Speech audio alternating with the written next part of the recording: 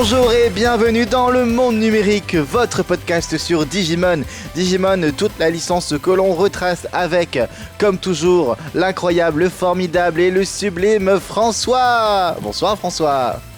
Bonsoir Aldric. Oui, est-ce que moi c'est Aldric au cas où, vous ne l'auriez pas encore deviné, vu que j'entame chacun de ces podcasts de manière dynamique et enjouée pour vous parler de Digimon. Une fois n'est pas coutume, on est encore une fois seul, François, depuis la semaine dernière. On n'a pas de comparse pour nous rejoindre, donc quelle tristesse. On est là, quelle tristesse, on est là seul pour vous offrir un podcast sur Digimon. Sachez qu'en ce moment les sujets sont... On se cogite beaucoup pour trouver des sujets à aborder qu'on n'aurait pas déjà abordés.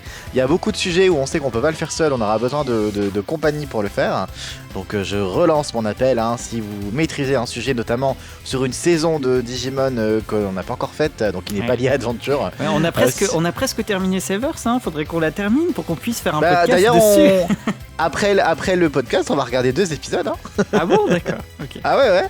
Et on va faire un podcast sur Severs. Non mais après je pense que je vais en regarder d'autres de mon côté, mais sans toi François, parce qu'il faut vraiment qu'on avance. Oui. Et les jeux vidéo et les goodies, voilà, il y a tellement de thématiques à faire. Sachant qu'aujourd'hui, petite particularité, aujourd'hui 17 octobre, il se passe quoi aux États-Unis, mon cher François ? Alors là, il y a un panel. Il y a un panel, donc c'est un événement organisé par la Toei. Ils vont parler de One Piece, de Dragon Ball, mais aussi de Digimon. Et chez eux, à 17h, il y a Hiromi Seki qui est la productrice. La productrice, ouais. Voilà, qui a fait notamment les saisons 1 et 2, mais pas que, parce qu'elle était aussi sur Bokura, elle était sur plein d'autres projets. Et si on en croit le texte vraiment issu de cet événement, elle est là pour discuter du futur, non pas de la franchise Digimon, mais vraiment du futur de Digimon Adventure. C'est ce qui est marqué dans le... Alors, est-ce que du coup est-ce qu'ils ont fait une erreur entre guillemets et que pour eux Digimon Adventure c'est tout Digimon, je sais pas, mais en tout cas sur le papier c'est vraiment marqué sur le futur de Digimon Adventure. Voilà. Mais ce qui est quasiment certain, là on est quasiment sûr, pour rappel, cet été, donc notamment au niveau du 1er août, on a eu des annonces, on sait qu'il y a une nouvelle série liée à Digimon Adventure qui va avoir lieu donc, et qui va débuter le 5 janvier au Japon. L'image que l'on a eue, c'est un papillon issu de l'épilogue de Zero Two, donc on sait que c'est dans Adventure, on a mis cette image avec ce papillon lié donc, à l'épilogue de Zero Two, donc moi, mes théories pousse fortement sur une suite à The Beginning, tout simplement, avec on rejoindrait l'épilogue avec les enfants, surtout qu'en termes d'années, l'épilogue se passe en 2027, là 2025 on y est proche, donc pourquoi pas. Et une autre théorie, c'est parce qu'on a eu cet été aussi des sublimes images avec un sublime trailer d'une forme de remake de la série Digimon Adventure. C'était un condensé de l'aventure sous forme de 3 minutes de belles images redessinées, n'est-ce pas François ? Ouais, moi je suis quand même partagé là-dessus parce que je me dis 2020 est quand même pas très loin. Ça me paraît très bizarre qu'ils remettent une couche encore d'adventure moi, originale, ma théorie... mais... Théorie 1, c'est une suite, c'est évident, The Beginning finissait avec des interrogations, des trucs, ils arrêtent pas de nous tanner depuis Kizuna, oui l'épilogue est canon, il se passe des choses, à un moment ça va rejoindre, donc mais j'ai un autre point aussi, je le pose là, et comme ça après on donnera vraiment aux gens on vous laissera faire vos théories dans les commentaires si vous voulez, mais... Moi, ça me paraît très bizarre qu'ils fassent une suite à The Beginning, sachant que du coup, le créneau où ça va être diffusé, c'est le dimanche matin. Généralement plutôt pour un public jeune. Sachant que The Beginning ne s'adresse absolument pas à un public jeune, j'aurais du mal à voir comment mais une suite, les wagons... Pour moi, c'est pour ça que la suite avec les enfants, on peut typiquement prendre ça comme une nouvelle série, parce que du coup, des nouveaux personnages, enfants en plus, donc du coup, avec un côté, une lecture... Du coup, on partirait du reboot, de l'épilogue, on rattacherait pas spécialement les wagons. Je pense qu'on partirait de l'épilogue, mais que du coup, il y aurait peut-être un lore explicatif avec des personnages comme les parents, Koshiro Taichi, qui pourraient expliquer aussi des choses pour poser le lore avec Digivice, pas Digivice, qu'est-ce qui s'est passé pour que les Digimon reviennent. Je pense qu'il y aurait une lecture pour les fans de la première heure, mais pour moi, ce qui est quasiment sûr et certain, en tout cas, pour bosser dans le marketing, encore une fois, si j'étais au marketing de la Toei, moi, c'est clairement, je ferais ça aussi pour me dire, je me permets d'avoir des nouveaux fans, parce qu'on met les enfants en avant et que du coup, bah voilà, tu peux arriver entre guillemets et comprendre l'histoire. C'est un peu comme avec les nouvelles versions des comics et tout là. Je veux dire, des fois, tu peux arriver dans un univers à un moment T, et arriver de là et comprendre l'histoire, et aussi raccrocher avec les anciens, les parents de ces enfants, qui du coup regarderaient avec nostalgie en se disant ah bah ouais, je revois Taichi qui est adulte, je revois Sora qui est adulte, et je me vois moi avec mes enfants. Donc je pense que marketingment parlant, ça a du sens. Dans tous les cas, on en reparlera au prochain podcast parce que donc 17h30 aux États-Unis, ça fait quelle heure en France? Ça fait tard, ça fait genre, ça va être entre 20h et 21h, enfin Bon, dans ces voilà, eaux-là, donc, quoi. Beaucoup trop donc du tard coup, pour notre podcast qui sort voilà, aujourd'hui. exactement. Du coup, Donc, je pense que en fonction de ce qui va être annoncé, voilà, potentiellement que le prochain podcast, on invitera peut-être du coup des guests, et en fonction de ce qui est annoncé, on pourra peut-être faire un podcast spécial sur le sujet où on pourra théoriser et en fonction de ce qu'on nous a dit, bah, voir qu'est-ce qu'on pourrait attendre de cette série. Et après, peut-être aussi un coup dans l'eau et en fait, il y aura aucune annonce et on va juste être déçus. Donc, si c'est ça, on fera pas un podcast sur le sujet. Je me pose des questions quand même, parce que bon, comme la nana est quand même invitée pour parler du futur de Digimon Adventure, ça me elle paraîtrait... fait le déplacement, voilà. Voilà, oui, et ça me paraîtrait quand même un peu... je sais pas, si on a vraiment rien, autant sur les... Quand il y a eu les, tu sais, la fête du 1er août ou je sais pas quoi, où j'étais un peu pessimiste, au final on a eu quand même plus d'annonces que prévu. Autant là, si on n'a rien, vraiment, je comprends pas pas la théorie de la Toei, mais la... Non, mais la communication, on est 17 octobre. S'il faut lancer un premier teaser ou un premier trailer de ce truc, c'est le 5 janvier, c'est maintenant ou jamais. Il faut faire monter la hype et voilà, il faut vraiment monter la hype pour que les gens soient présents. Si pas de trailer, au moins mentionner ça, quoi. Parce que alors, si vraiment il n'y a aucune mention de ce qui sera de ce qui va sortir le 5 janvier. Bah, c'est un rendez-vous manqué dans ces cas-là. Parce que franchement, avec tous les moyens mis sur la Comic-Con, ce serait clairement le rendez-vous manqué. Mais bon. Ouais. Ceci étant dit, on lit quelques commentaires avant d'arriver au sujet du jour. Du coup, dernier commentaire de la semaine dernière sur le podcast du Reboot. On a Chris du Lou TikTok qui nous dit complètement d'accord. J'avais vraiment l'impression de ne voir qu'une aventure de Taichi et des persos secondaires. C'était d'une tristesse. Le début de la série m'avait vraiment donné espoir. Surtout la relation Greymon-Ogremon et l'évolution suprême de Metal Greymon en Mugen Dramon. Mais finalement, ce n'était vraiment que Taichi qui était mis en avant et les épisodes peu intéressants en général. Ma femme a lâché à la moitié de la série et moi j'ai péniblement été jusqu'à la fin en espérant quelque chose, mais non. Bah, ça rejoint grosso modo ce qu'on a dit. Le royaume des occasions manquées, 2020, on l'a vu. Voilà. On a Ralph qui nous dit il y avait des épisodes sympas et d'autres moins. J'avais l'impression qu'il faisait certains épisodes à l'arrache. Mais qu'est-ce que vous pensez du couple Matt et Carrie dans Zero Two? Alors, il me semble qu'il y a un code déjà, c'est que tu touches pas à la petite sœur de ton meilleur pote. Ouais. Déjà, donc après dans la série, non. En plus, comme Yamato est avec Sora et que c'est ouvertement dit, j'ai envie de te dire. En fait, il faudrait nous expliquer en détail pourquoi ce commentaire, parce que on en a discuté avec l'équipe et on s'est dit, mais à quel moment dans Zero Two il y a ne serait-ce qu'une scène entre Yamato et Carrie? C'est vrai. Je suis pas un expert ne comprends pas. mais j'avoue que là, pour le coup. Non, il n'y a pas de scène entre eux, donc voilà, il n'y a aucun couple entre eux. Peut-être qu'il voulait dire Matt et Sora, ou Takeru et Ikari, je ne sais pas, mais en tout cas... Takeru et Ikari, oui, c'est le grand point. Donc voilà, dis-nous plus en détail...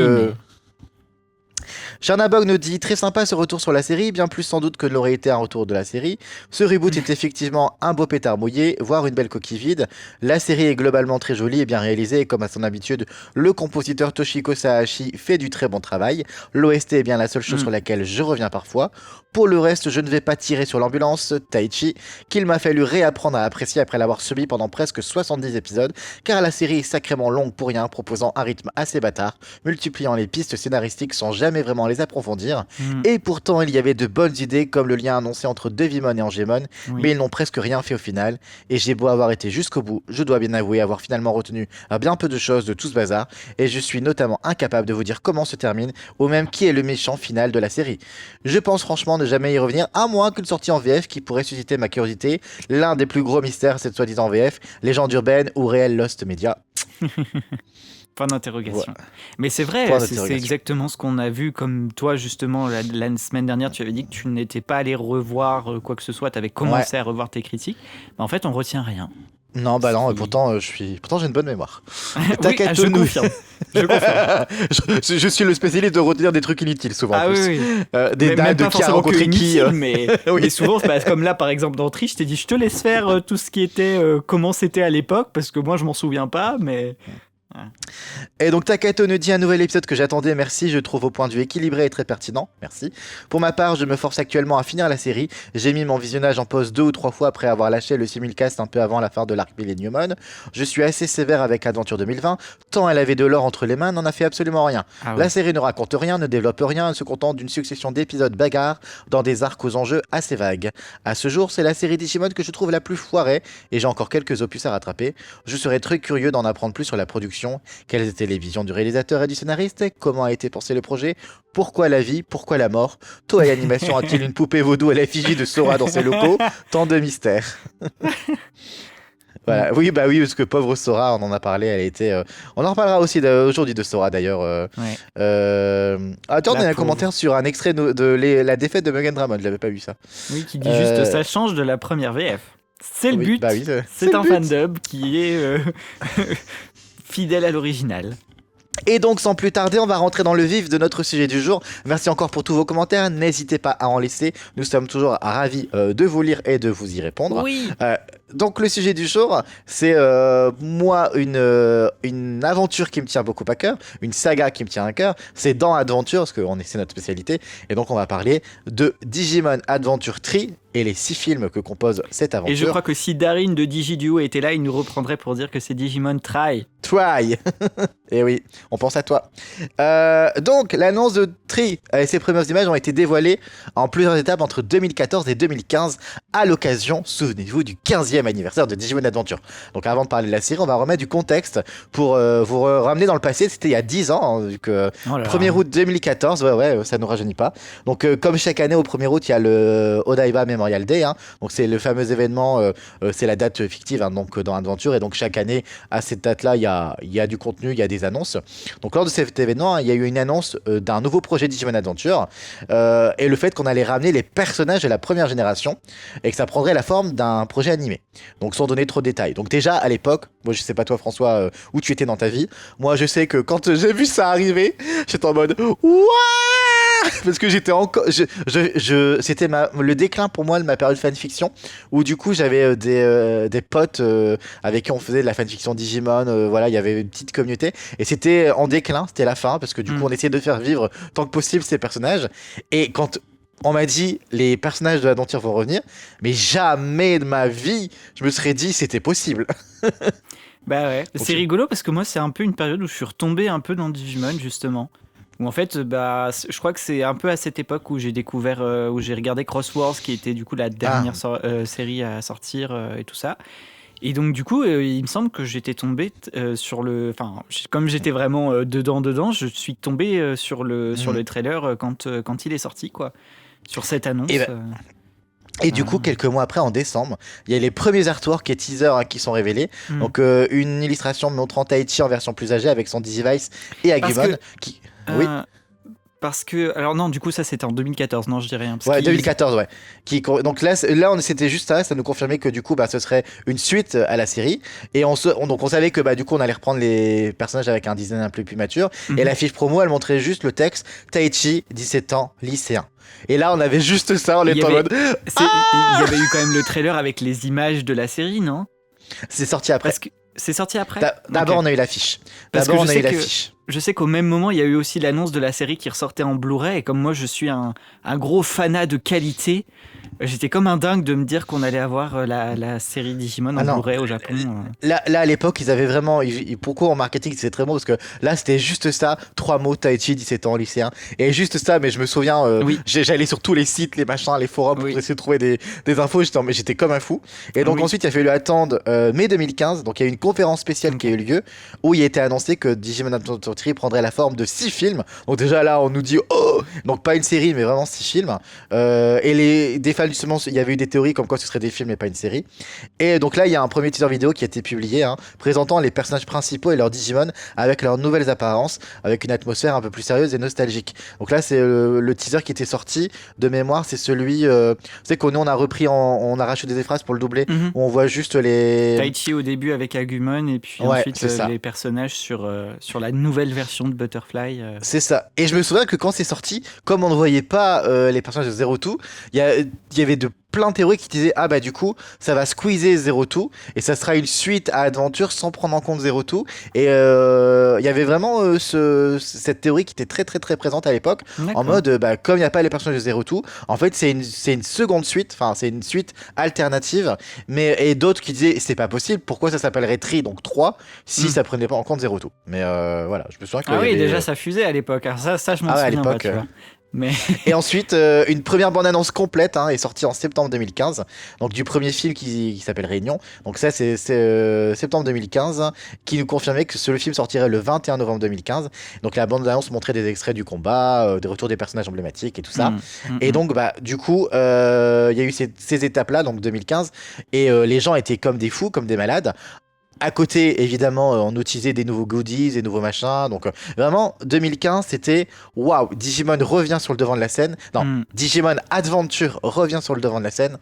Et c'est là que, du coup, les fans éparpillés aux quatre coins du monde ont commencé à faire ressurgir des petites communautés, du coup, qui ont repris un peu place. C'est là que, du coup, ensuite, c'est grâce à ça que, du coup, Digidio est un peu sorti de son sommeil, que Digimon Trash ensuite a découlé, et puis qu'à l'international, voilà, il y a plein de forums et autres choses qui ont vu le jour, quoi.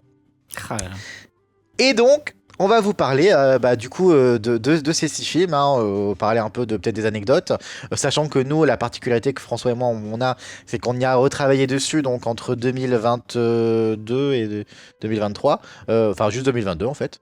Je sais plus. Oui, du coup, on a fait ça en 6 mois, du coup. Un film par mois, donc 2022. Parce que si vous voulez le voir en VF, Digimon Tree aujourd'hui, la seule proposition, c'est nous. On a fait une VF à ces 6 films. Particularité aussi, la diffusion telle qu'elle a été faite des films, c'est que au Japon, donc ça sortait bien sous forme de film, sauf que à l'international, les États-Unis, eux, découpaient ces films en épisodes. C'était la plus mauvaise idée du monde pour moi. Et globalement, moi, je sais que mon premier visionnage, il a été sous cette forme-là, par des épisodes de 20 minutes où on recalait un générique à chaque fois. Je sais pas toi comment tu as découvert la première fois les films. Pareil. C'était comme moi. Alors, ouais, pareil. Tout début, je crois que ce que je faisais, c'est que je regardais, surtout pour le premier film, j'avais vu du coup la version en épisode. Et après, j'essayais d'attendre un petit peu la version. Je sais qu'il y avait des gens qui prenaient du coup les épisodes et qui les recoupaient pour en faire vraiment une version film. Je crois que j'attendais souvent cette version-là qui devait sortir à la Digital Mania, je crois, quelque chose comme ça. Tout à fait. J'attendais cette version, mais je crois que pour certains films, comme par exemple le 3, j'étais certainement trop impatient pour ça et j'avais dû regarder les épisodes tout de suite, quoi, dès leur sortie. Du coup, moi je sais que le film est sorti le premier, donc 21 novembre 2015. Donc le film qui s'appelle Réunion. Le pitch, c'est que les élus se retrouvent après plusieurs années de séparation pour faire face à un virus mystérieux qui affecte les Digimon. Donc il y a Taichi et ses amis qui vont se lancer globalement dans une nouvelle aventure. La première a été très très bien reçue au Japon, avec vraiment beaucoup de nostalgie. La critique internationale, elle a souligné, et c'est pour ça que je parlais du épisode, un rythme assez lent et des développements de personnages parfois mal équilibrés. Mais en effet, quand on récupérait, donc ce film a été coupé en 4 épisodes, essayez avec n'importe quel film, je pense, coupez-le en 4 et oui, vous allez avoir des problèmes de rythme tout simplement. Ah oui, totalement, et donc, il y a des films, des épisodes de 20 minutes où il se passait absolument rien, mais parce que dans un film, t'as 1h30, donc t'as le temps de développer tes personnages et tout ça. Fait. D'autant qu'aussi un autre point, c'est que autant quand on regarde Digimon Adventure, la série de 99, chaque épisode est vraiment centré sur un personnage ou quoi, machin. Autant Tri, du coup, tout un film est centré sur... alors là, par exemple, le premier film, c'est Taichi Yamato. Donc forcément, je veux dire, c'était normal que le rythme paraisse un peu plus long que dans des épisodes classiques, quoi. Et pour moi me remettre dans l'époque, je me souviens que c'est sorti le 21 novembre 2015. J'ai pas eu accès à la VOSTFR le jour même parce que du coup il a fallu attendre que des teams le fassent. Il a fallu 3 semaines, un mois avant que les. Je me souviens c'était juste avant Noël, donc c'était en décembre que j'ai pu voir pour la première fois réellement les épisodes. Mais avant ça, moi n'ayant aucun problème avec le spoil, j'avais déjà fait tous les sites possibles et inimaginables pour aller regarder les. Qu'est-ce qui se passait et tout. Et je me souviens que j'étais encore très pote à l'époque avec une fille qui s'appelle Caroline et qui du coup avec moi on écrit des fanfictions et elle est bilingue parce que du coup à cette époque-là elle était à l'étranger, je sais plus dans quel pays, donc elle pouvait regarder assez facilement avec la VOST anglais et je me souviens très bien du moment où elle m'a envoyé un message, elle fait oh mon dieu tu vas être trop heureux, il y a une scène Joe Mimi, tu vas pas en revenir. Et c'est la fameuse scène où quand elle revoit Mimi revoit Joe, elle lui saute dessus, elle lui fait un câlin et moi j'étais en mode je croyais que j'allais décéder, c'était pas possible, j'étais ultra méga heureux.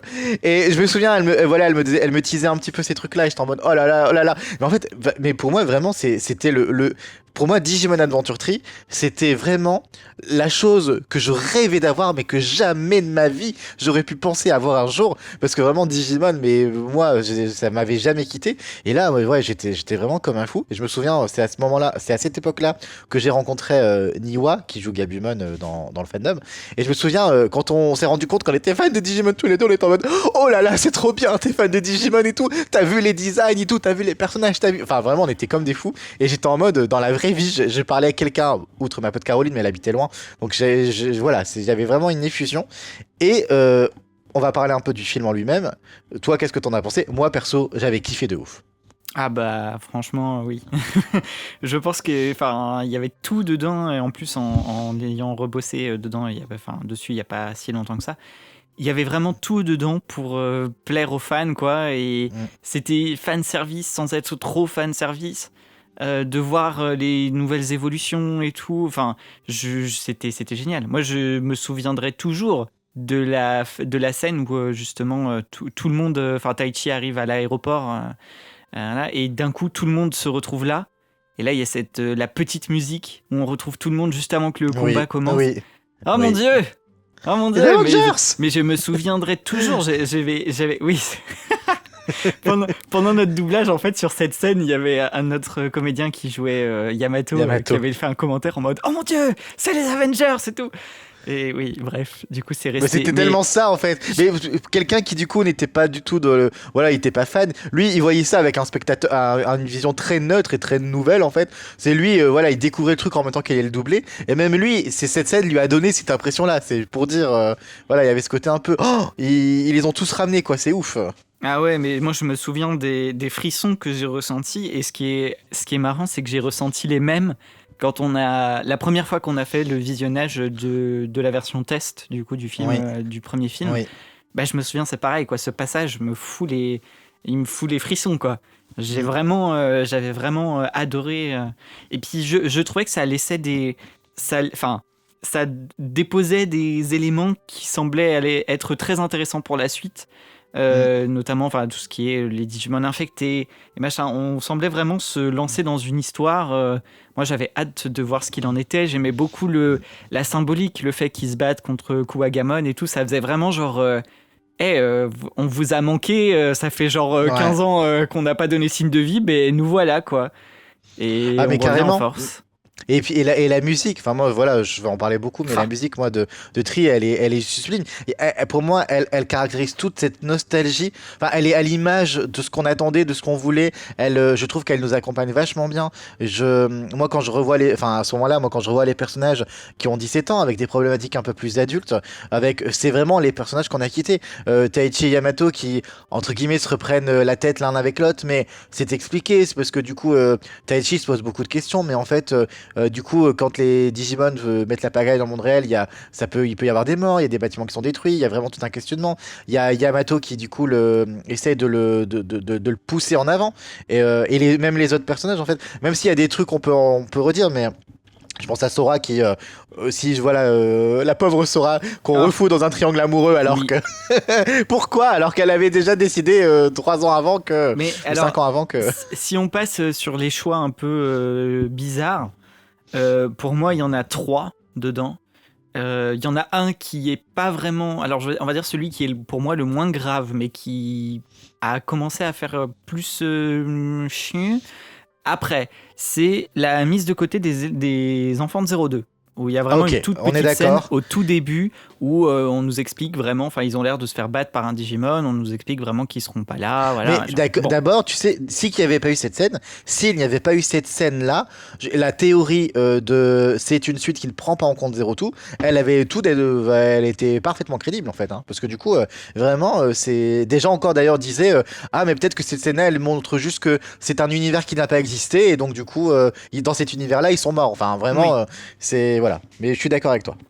Je préfère quand même ça. Ensuite, le deuxième choix que je pense, enfin, les gens n'ont pas très bien compris, et moi le premier aussi, c'est effectivement Sora. Bon, alors, à l'époque, ça ne m'avait absolument pas paru bizarre parce que j'avais complètement occulté 0-2. Moi, j'avoue que je suis un grand fan de Tri. J'avais des très vagues souvenirs de 0-2, mais alors j'avais complètement oublié que Sora et Yamato avaient été... Enfin, c'était acté quoi. Sortaient ensemble et se mariaient aussi dans le pilote. Alors, qui finissaient ensemble, je crois que et encore, je crois que c'était dans un coin de ma tête. Et puis il peut se passer des choses entre leurs 17 ans et le mariage. Mais j'avoue quand même que de retrouver Sora, enfin là, après avoir vraiment m'être replongé dans tout Digimon, quand on revoit le premier épisode de Tri, enfin quand on voit même toute la série Tri, et on voit Sora qui est vraiment explicitement en plus en train d'hésiter encore entre Taichi et Yamato, c'est très étrange. En fait, au début, moi je pensais que quand j'avais que ce prévu, je me disais elle hésite entre son petit ami et son meilleur ami. Pourquoi pas? Je veux dire, il y a plein de gens qui se retrouvent dans ce genre de situation où, en plus, c'est dit, Sora, c'est la meilleure amie de Taichi. Elle pourrait hésiter vraiment entre son meilleur ami, donc l'amitié, et son petit ami, l'amour. Mais il y a la scène avec les filles où elle la taquine en disant Mimi qui dit ils sont devenus vachement beaux tous les deux, lesquels des deux tu vas prendre? Enfin, et elle hésite encore. Enfin, j'ai l'impression en fait, tu vois, c'est parce que même Mimi qui dit ça, tu vois, comme ça, t'as vraiment l'impression qu'ils ont occulté la partie relation avec Yamato, comme s'ils étaient jamais sortis ensemble, quoi. Ou alors c'est qu'ils l'ont caché au reste du groupe. Il y avait mais ils sont sortis ensemble. Et c'est surtout que dans le 4e film, un des leaks du méchant, c'est qu'il publie une photo de couple de Sora et Yamato, et tout le monde le sait, quoi. Voilà. Donc je trouve la réflexion de Mimi très bizarre, sachant que techniquement, elle avait déjà fait son choix à un moment, tu vois. Enfin, bon, bref, bizarre. Puis alors, le dernier point, et là, je pense que tu seras le plus d'accord, c'est... on va parler d'elle. Oui. Non, pas d'elle, pas encore. Parce que c'est pas un choix chelou, surtout dans le premier film, on nous introduit ça, bon, on sait pas trop où aller, mais le troisième truc le plus bizarre, c'est Koshiro Mimi. Et pour moi, le Koshiro Mimi, c'est à l'image de... de toute façon, il y a toujours eu deux fanbases. Il y a eu deux fanbases. Les couples ont toujours beaucoup intrigué. Il y avait la fanbase Sora Yamato et Sora Taichi. Ça, c'est un fait. Il y avait cette fanbase de Takeru Hikari. On pourra en reparler parce que du coup, voilà, on est un peu à droite à gauche sur ça. Et il y avait ensuite le êtes-vous Mimi Koshiro ou Mimi Joe. Ça, de manière générale, et en fonction des pays, Mimi Koshiro va gagner. Dans d'autres pays, c'est Mimi Joe qui vont gagner. Et donc, je pense que... D'ailleurs, ce prévu pour moi, il joue un peu sur tous les plans. Enfin, vraiment, il y a du fanservice pour tout le monde. Je dis, moi, fan de Joe Mimi, juste cette scène où elle lui saute dessus, elle lui fait un câlin, il y a qu'elle fait ça. Voilà, moi, mon cœur de fan de Joe Mimi, j'étais oh. Et à l'inverse, les fans de Koshiro Mimi, eux, ils étaient aux anges parce qu'on a un Koshiro. Oui, mais je me souviens de m'être fait vraiment, quand j'ai regardé ce film, ça m'a vraiment perturbé.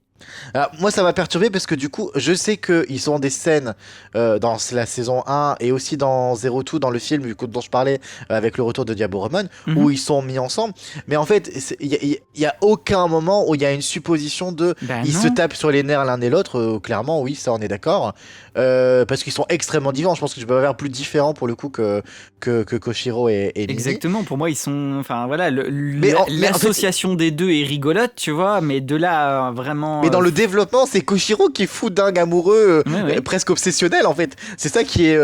Mais Mimi, elle en joue aussi, tu vois. Oui. Bah, que Mimi, elle en joue, pourquoi pas? Je pense que lui ou un autre, elle en jouerait parce que Mimi, et c'est ce que j'ai beaucoup aimé aussi avec ce film, c'est que enfin, on nous l'a fait revenir officiellement et définitivement des États-Unis. Parce que du coup, dans Zero Two, on nous l'a mis aux États-Unis, donc elle était moins présente. Là, elle revient parce que son père est revenu pour ses affaires, donc elle revient, elle se réinstalle ici.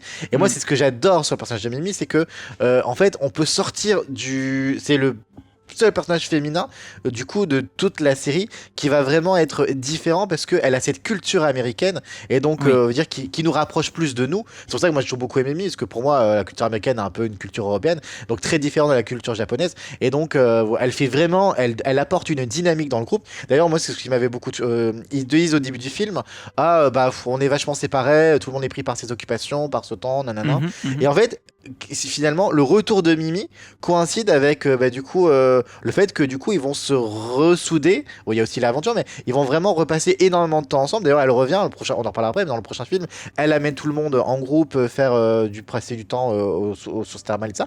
Il y a vraiment ce côté cœur, et du coup. Zero Two, il y avait une lecture comme ça où dans Zero Two, le groupe était plus forcément ensemble, mais le départ de Mimi en 2001 aux États-Unis, pour moi, avait déjà un peu fait que bah oui, Oui. elle est partie, donc les autres, chacun vit un peu sa vie. Elle revient, Oui, oui. le groupe se reforme. Il y a vraiment cette analogie-là. Mais je suis entièrement qui peut être d'accord avec faite. toi. En plus, c'est ce que tu as dit. C'est vraiment elle qui motive tout le monde. C'est souvent elle qui dit, même dans ce premier film déjà, où elle propose à tout le monde d'aller manger ensemble. C'est Oui, toujours bah elle ça, qui oui. est en demande Bah, la pièce de théâtre, c'est son idée, hein, le camping, hein. Oui, c'est vrai, oui. Dans la pièce de théâtre aussi, ouais. Non, mais C'est oui, souvent, c'est vraiment, ouais, ouais. c'est elle qui est toujours à l'initiative d'essayer de faire des choses en groupe, quoi. Donc, oui, je suis Et, totalement d'accord je me avec vois toi. tellement elle parce que bah du coup toi tu sais dans notre groupe de potes on a un groupe, bah du coup on a une grosse bande enfin une partie du fandom où on continue à se voir, mais c'est toujours moi qui suis là en mode alors c'est quoi la prochaine sortie, on se voit quand, C'est et vrai. tiens et qui planifie, qui dit Mais bah c'est là on va vrai, aller c'est là. vrai, c'est vrai. Tu es la mimide. Je suis la Mimi, voilà, je suis Voilà. très fier d'être la Mimi. Et donc voilà, moi ce prévu avait plein de choses, et tu l'as pas dit, mais je pensais que tu allais le dire. Meiko, après voilà, au début en effet, elle est là, on sait pas trop, mais pour moi, Meiko a été la plus mauvaise idée de tout ce qu'ils ont pu Ouais. faire d'entrée. Pas encore à ce stade, moi, je dirais. Ouais, Autant après coup, oui. Après oui. coup, totalement. Autant là, je crois que c'est 1 et 2 encore, ça va. Dans les Bah on va films venir, 1 et 2, ça va. on va finir de parler du 1 avec bah, du coup bah, globalement on nous teasait le truc, donc on voit le Kaiser, l'empereur des Digimon, donc Ken, tu dis mais Ah pourquoi bon? il est là? Dès le 1? Oh, oui, si on le voit dès le 1, hein. Brièvement, on le voit vite fait brièvement. D'accord. Pour moi, on le voit dès le 1, hein. Et il y a surtout l'introduction de Daigo et Maki, donc eux, ils sont très mystérieux, on sait pas Mm. trop. Voilà, des adultes, on nous dit pas trop pourquoi, le comment. Et puis voilà, et puis il y a beaucoup de scènes de vie. Du coup, une fois que la bataille avec Quagamon est passée, il y a le lycée, il y a la vie, et puis il y a la fin avec le combat contre. J'ai oublié son nom, celui-ci. Alphamon. Alphamon, Et merci. déjà, tu Donc, vois, c'est pareil. Moi, je trouvais que ça teasait quand même beaucoup de choses, même au niveau du lore, parce que à la fin, oui, du coup, c'est le combat Alphamon contre Omegamon, donc l'alpha tout et à fait. l'oméga qui se battent. Donc, j'attendais vraiment quelque chose de fou, quoi. Bah, de ça. en Donc, tout cas, voilà, il y a plein de billes qui sont posées pour nous utiliser des choses. On attend quelques mois, et le 12 mars 2016 sort donc Digimon Adventure chapitre 2. Alors, détermination en anglais, en japonais, je sais plus comment ça s'appelle. Alors, japonais, je ne sais pas, mais détermination de toute façon. Autant utiliser les termes qu'on a. Ouais, ouais. qu'on a. Donc le virus continue de menacer les Digimon, donc film très centré. Alors là, moi, juste avant ça, on nous tease, donc du coup, quelques mois avant l'affiche, où on voit Joe et Mimi en avant sur toutes les affiches, j'entends en mode oh mon dieu. Là, franchement, mon cœur s'arrête, c'est en mode là, toutes les théories du monde, c'est on va nous faire du couple Joe et Mimi, c'est pas possible, on les met tous les deux en avant sur un film et tout ça. Bon. Je suis un peu redescendu quand même, hein, parce que du coup, même si j'étais très heureux de les voir en avant, mais en fait, ils sont surtout là parce qu'ils ont des dilemmes personnels qui sont qui se ressemblent l'un et l'autre sur leur rôle d'enfant élu, et on va en parler. Et donc du coup, le film les critiques sont un peu plus mitigées que le précédent. Les fans apprécient évidemment le développement des personnages, notamment de Joe et Mimi, ça, parce que du coup, c'est dès le deuxième film mettre en avant les personnages les plus les moins utilisés entre guillemets, c'était pas mal. On aurait pu s'attendre à faire du Koshiro Sora ou ou je ne sais quoi, mais là donc c'était vraiment cool. Et du coup les fans critiquent qu'il n'y a pas assez d'action, mais c'est encore une fois dans le découpage États-Unis, donc occidental, c'est coupé en 4 épisodes, donc forcément on a des épisodes où il se passe rien, on est sur la dépression de Joe et les interrogations de Mimi, on a un épisode où il y a le combat avec Ogremon, après enfin voilà, c'est décousu quoi. Ah oui, totalement, oui. Et moi, perso, c'est mon film préféré, évidemment. J'ai joué Joe, je suis fan de Mimi. Moi, ce film, j'étais comme un malade quand on l'a doublé avec Shannon qui joue Mimi. J'étais tellement dur avec elle, on lui a fait faire 15 fois ces scènes et tout. Et non, et moi, j'ai kiffé le film parce que du coup, voilà, on a de la tranche de vie. On a du coup cette première partie où Mimi décide d'emmener tout le monde pour faire connaissance avec Meiko aux sources thermales. Il y a des scènes très drôles. Il y a Joe qui est dans ses interrogations, qui est un peu déprimé, qui du coup ne veut plus être un enfant élu parce qu'il a trop de pression, la pression sociale avec les études et autres. On a Gomamon que ça affecte d'ailleurs. On a des clins d'œil à la première série. Pour moi, le retour d'Ogremon et de Léomon dans l'intrigue liée à Mimi notamment et Joe, ça rappelle forcément l'arc Dark Masters où d'ailleurs Mimi le dit, c'est Ogremon, on peut pas lui faire de mal, c'est notre ami. Donc même si Ogremon est possédé, il y a quand même on nous retisse des liens. C'est non mais c'est notre pote, faut qu'on l'aide. Oui. Et il y a ce final avec l'empereur des Digimon qui du coup là on sait pas, enfin on se dit mais pourquoi Canil est devenu méchant, qu'est-ce qui se passe? Et on a surtout les révélations sur Meikumon et tout ça, donc et surtout on a je l'ai pas dit, on a pour la première fois à la télé, en tout cas de manière animée, les versions Rosemon et Vaikemon de Palmon et de Gomamon. Donc les deux réalisent une prophétie et atteignent ce stade ultime. Et c'est waouh quoi. Oui. Voilà, moi tout ce que j'ai kiffé de ce film, à toi de me dire ce que tu as pensé de ce film ou de ce que tu n'as pas aimé. Alors, mon avis va être un peu partagé. C'est très bizarre parce que j'ai une relation assez bizarre avec Tree. Parce que j'ai effectivement la première fois que je l'ai vu quand les films sont sortis, où j'ai été un peu déçu, vraiment pour spoiler la suite, où d'ailleurs je me souviens même pas, j'avais dû voir la fin. Autant chaque fois qu'un film sortait, je me refaisais souvent, tu sais, je refaisais les films qui étaient sortis avant, tu vois. Autant je crois que genre pour les films 5 et 6, je les avais vus une fois avant de me lancer vraiment dans le doublage, et après j'avais complètement oublié. Mais la faute aussi à une diffusion trop espacée, où entre le 1 et le 6, on a 3 ans qui s'écoulent en fait. Certes, après moi c'était surtout c'était aussi au niveau de ce qu'on me racontait, où ça m'a perdu un petit peu, et je pense qu'on reviendra de toute façon on va revenir après, des films. Mais, et du coup, quand on a fait le doublage, j'étais vraiment à fond dans Tree, et le fait vraiment d'avoir travaillé dessus, sur le scénar, sur l'adaptation et tout, j'ai redécouvert un amour que je ne connaissais pas pour Tree. Autant maintenant, ça y est que c'est passé, je reprends un petit peu de recul et une certaine critique, et j'ai envie de dire, ce deuxième film, pour moi, c'est à partir de là que les ennuis commencent vraiment.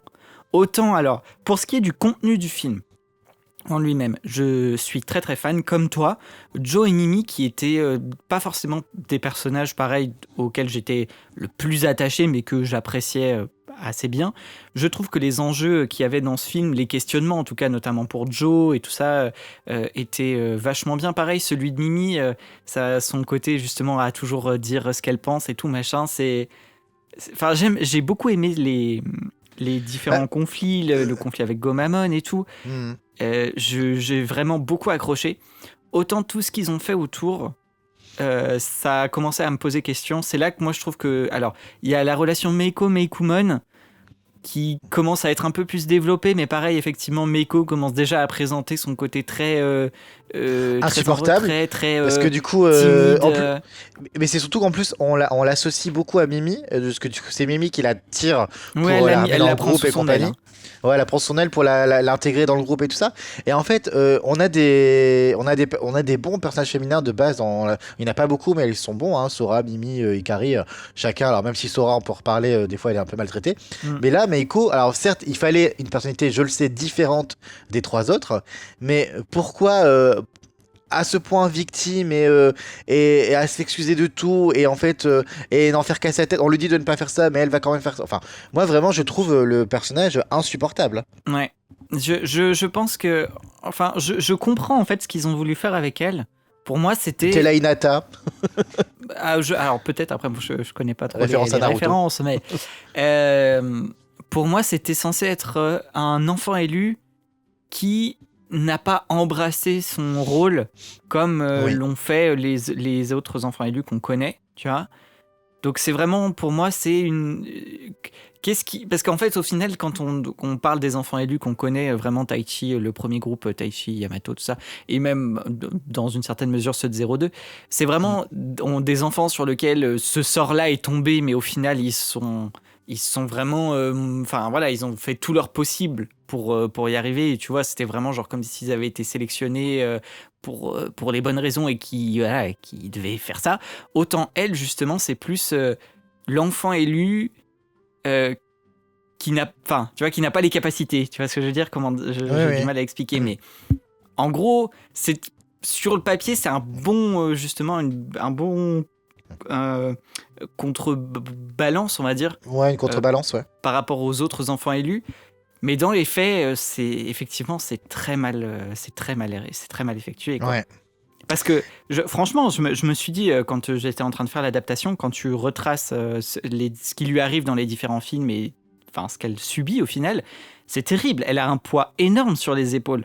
Mais sauf que c'est tellement mal fait que tu n'es pas du tout en empathie envers elle et t'as juste envie qu'elle ferme sa bouche. Non, et je trouve ça vraiment dommage.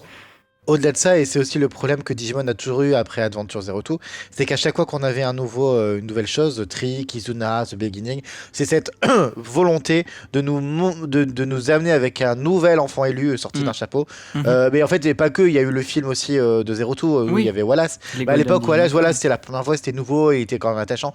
Et en fait, sauf qu'à force, non, nous, quand Tri est arrivé en 2015, on voulait pas s'attacher à un nouvel enfant. On voulait juste retrouver les enfants qu'on avait aimés, nous, et les voir grandir. Et il y avait tellement déjà de choses à faire avec eux.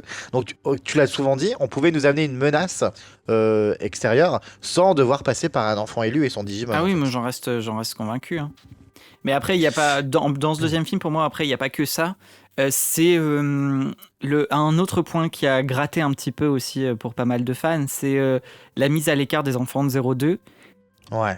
Bah, là, elle est peu expliquée. Enfin, si, elle est. Non, elle est pas encore expliquée parce que dans le 2, justement, elle l'est pas du tout. Et c'est ça le problème. C'est que... Mais si, on voit Ken à la fin, et t'as Takeru Ikari, et même Mimi, elle dit Ichijuji, mais qu'est-ce que tu fais? Pourquoi t'es là? Et même Takeru Ikari sont en mode, mais qu'est-ce que tu fais là? Mais alors, moi, ça m'a pas trop dérangé parce que les enfants de 02 sont pas forcément tout le temps avec les enfants de 01, tu vois. Et là, moi, justement, c'est là où ça me pose plus de problème, c'est que de base, ils sont censés être dans la même école. Que Ikari et Takeru. Voilà, Ikari et Takeru sont censés être proches d'eux quand même, tu vois ce que je veux dire. Et là, pour moi, qui est vraiment tout ce passage, parce que entre le film 1 et le film 2, il y a quand même des mois qui se sont écoulés, parce que la fête de ou un mois au moins qui s'est écoulé. Non, un mois, parce que le 1, il se passe en avril. Et le 1 se passe en avril et le 2 c'est au mois de mai, je pense, la fête d'école. Ça se passe en plus, Tri du coup se déroule tout la même année entre avril et décembre au final. Donc pas des mois, mais je veux dire, il y a quand même un mois qui s'est écoulé. Ça a choqué personne que les enfants de 02 ne répondent pas. Et paradoxalement, le fait d'avoir voulu les écarter, pourquoi pas, mais avoir mis du coup le Kaiser à la fin du 2 avec Imperial Dramon, j'ai trouvé ça hyper paradoxal parce qu'on essaye de nous écarter les enfants de 02 et en même temps on nous fait regardez, ça vient de 02, vous avez suivi. Ouais, c'est un méchant et du coup il est redevenu méchant.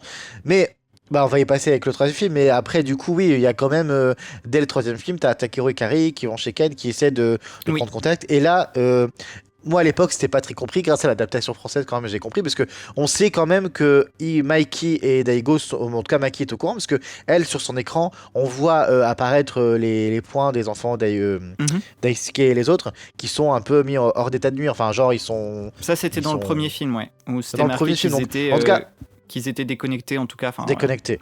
Bon, en tout cas voilà quelque chose. Le 2 étant fait, on passe plusieurs mois après, 24 septembre 2016, à la suite. Ce qui est marrant, c'est que les films sont entre 2015 et 2018, mais toute l'action se déroule quand même en 2005, du coup, vu qu'on est correct. Et c'est une chose qu'on a toujours aimé avec Digimon, c'est que vous regardez l'animation, tout des téléphones aux ordinateurs, tout est signé 2005, et ça, on est vraiment... Il y a une vraiment... on s'adapte un vrai vraiment... travail, en tout cas, sur les technologies. Ça, c'est vraiment appréciable.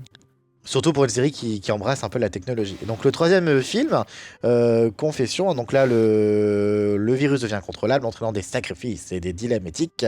Koshiro joue un rôle clé, Takeru aussi à sa manière. Le film est centré d'ailleurs sur Koshiro et Takeru, tel que le montre l'affiche. C'est considéré comme l'un des meilleurs films de Tri, et par les fans et par la critique. Moi, ça reste le 2. Grâce à ses moments émotionnels et son intensité dramatique. Même si, je vous l'avoue, je pense que, comme tous, j'ai pleuré devant ce film. Ce film qui est plus long, du coup, il est découpé en 5 épisodes à l'international, et pas 4, parce qu'il est beaucoup plus long. Et ce film, en effet, qui vient qui vient nous embrasser dans l'émotion, avec cette histoire de reboot qui va faire que tous les Digimon vont se faire rebooter et disparaître et perdre la mémoire et laisser les élus dévastés, quoi. Globalement. Je laisse peut-être faire un peu plus de résumé et dire un peu plus ce que tu as aimé ou pas dans le film. Moi j'ai adoré ce film, mais déjà à l'époque, parce que maintenant effectivement, en plus comme tu l'as dit toi avec le doublage, tu jouais Joe, donc le film 2 aussi, oui. Voilà. Moi je jouais Patamon, donc le film 3, j'étais bien servi, contrairement au reste, mais c'était déjà mon préféré à l'époque, quand les films sont sortis. Parce que, enfin, ouais, vraiment, c'est... Alors, bon, je suis d'accord avec toi que déjà sur 02, au final, ils ont commencé à combler un peu des trous où, effectivement, Ikari et Takeru vont essayer de trouver des réponses auprès d'Ichijoji. On a Yamato aussi qui va voir Mikey et Daigo en leur disant qui leur demande des infos, exact, par rapport aux enfants de 02. Maki qui leur dit, vous inquiétez pas, ils sont en sécurité parce qu'on doit veiller sur la sécurité de tous les enfants élus, ça fait partie de notre travail, bref. Ok, pourquoi pas. Même si je trouve moi je reste quand même intimement convaincu qu'avoir mis en avant le Kaiser et Imperial Dramon à la fin du 2, c'était vraiment une très mauvaise idée. Peu importe. On est centré vraiment plus sur ce film où Koshiro est effectivement lui, ça y est, alors c'est je trouve que c'est un peu à partir de ce moment-là où Koshiro Mimi est passé un peu au second plan, même si ça revient un petit peu dans le 4.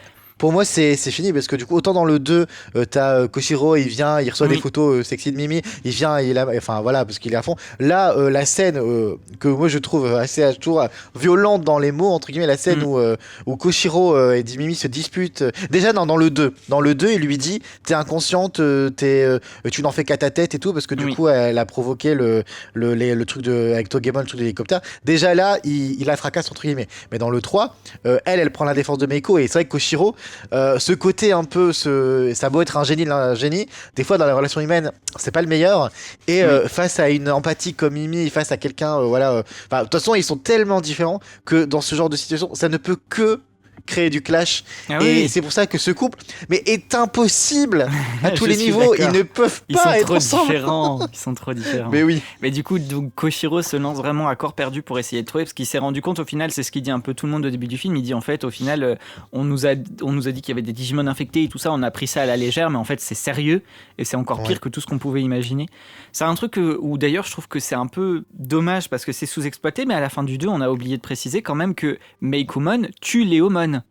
Oui, c'est vrai. Et qu'elle le tue dans le monde réel. Sachant que dans le monde réel, on le sait, et eux normalement le savent aussi, les Digimon ne peuvent pas revenir à la vie. En arrière. Voilà. Les Digimon tués dans le monde réel ne peuvent pas revenir à la vie. Ne peuvent pas renaître sous la forme d'œuf dans le monde numérique. Et je trouve que cette mort de Léomon est complètement sous-exploitée. Elle est sous-exploitée. On le voit au début, parce que le début du film reprend là où s'est arrêté le précédent. Donc, il range les décorations de la fête et tout ça. Et du coup, ils sont plus sur, je vois Mimi Sora, ils sont plus sur la consolation de Meiko, parce que Meikomon a fait un truc terrible et est parti. Mais c'est vrai que la mort de Léomon aurait pu aussi avoir un impact plus exploité envers les enfants. Et par exemple, être la motivation pour laquelle Koshiro, justement, s'active comme ça, quoi. Je veux dire, justement, j'aurais bien aimé qu'il y ait une petite mention en mode, là, cette fois-ci, on a perdu Léomon, mais pour de vrai, tu vois. Dans le sens mais où surtout là, que c'est ça, c'est que ils vont assez vite essayer de sauver Meikumon et la pardonner, malgré qu'elle a quand même tué un des leurs. C'est vrai que c'est assez... C'est ça, et tout est... Koshiro, après, c'est pas... Lui, justement, cherche des solutions, pas tant pour sauver Meikumon, mais plus pour essayer de comprendre d'où vient cette infection, pourquoi Meikumon a été infecté, et surtout faire en sorte que ça n'arrive pas aux autres Digimon à eux, quoi. Sauf que le petit Patamon, est infecté. Et Takeru s'en rend compte, fait en sorte de le ramener chez lui pour avoir la scène la plus triste, je crois, une des scènes les plus tristes, parce que bon, c'est pas la seule de Adventure qui est triste, mais une des plus tristes où il demande à Takeru de le tuer voilà, s'il devient incontrôlable et tout ça. Enfin bon, bref.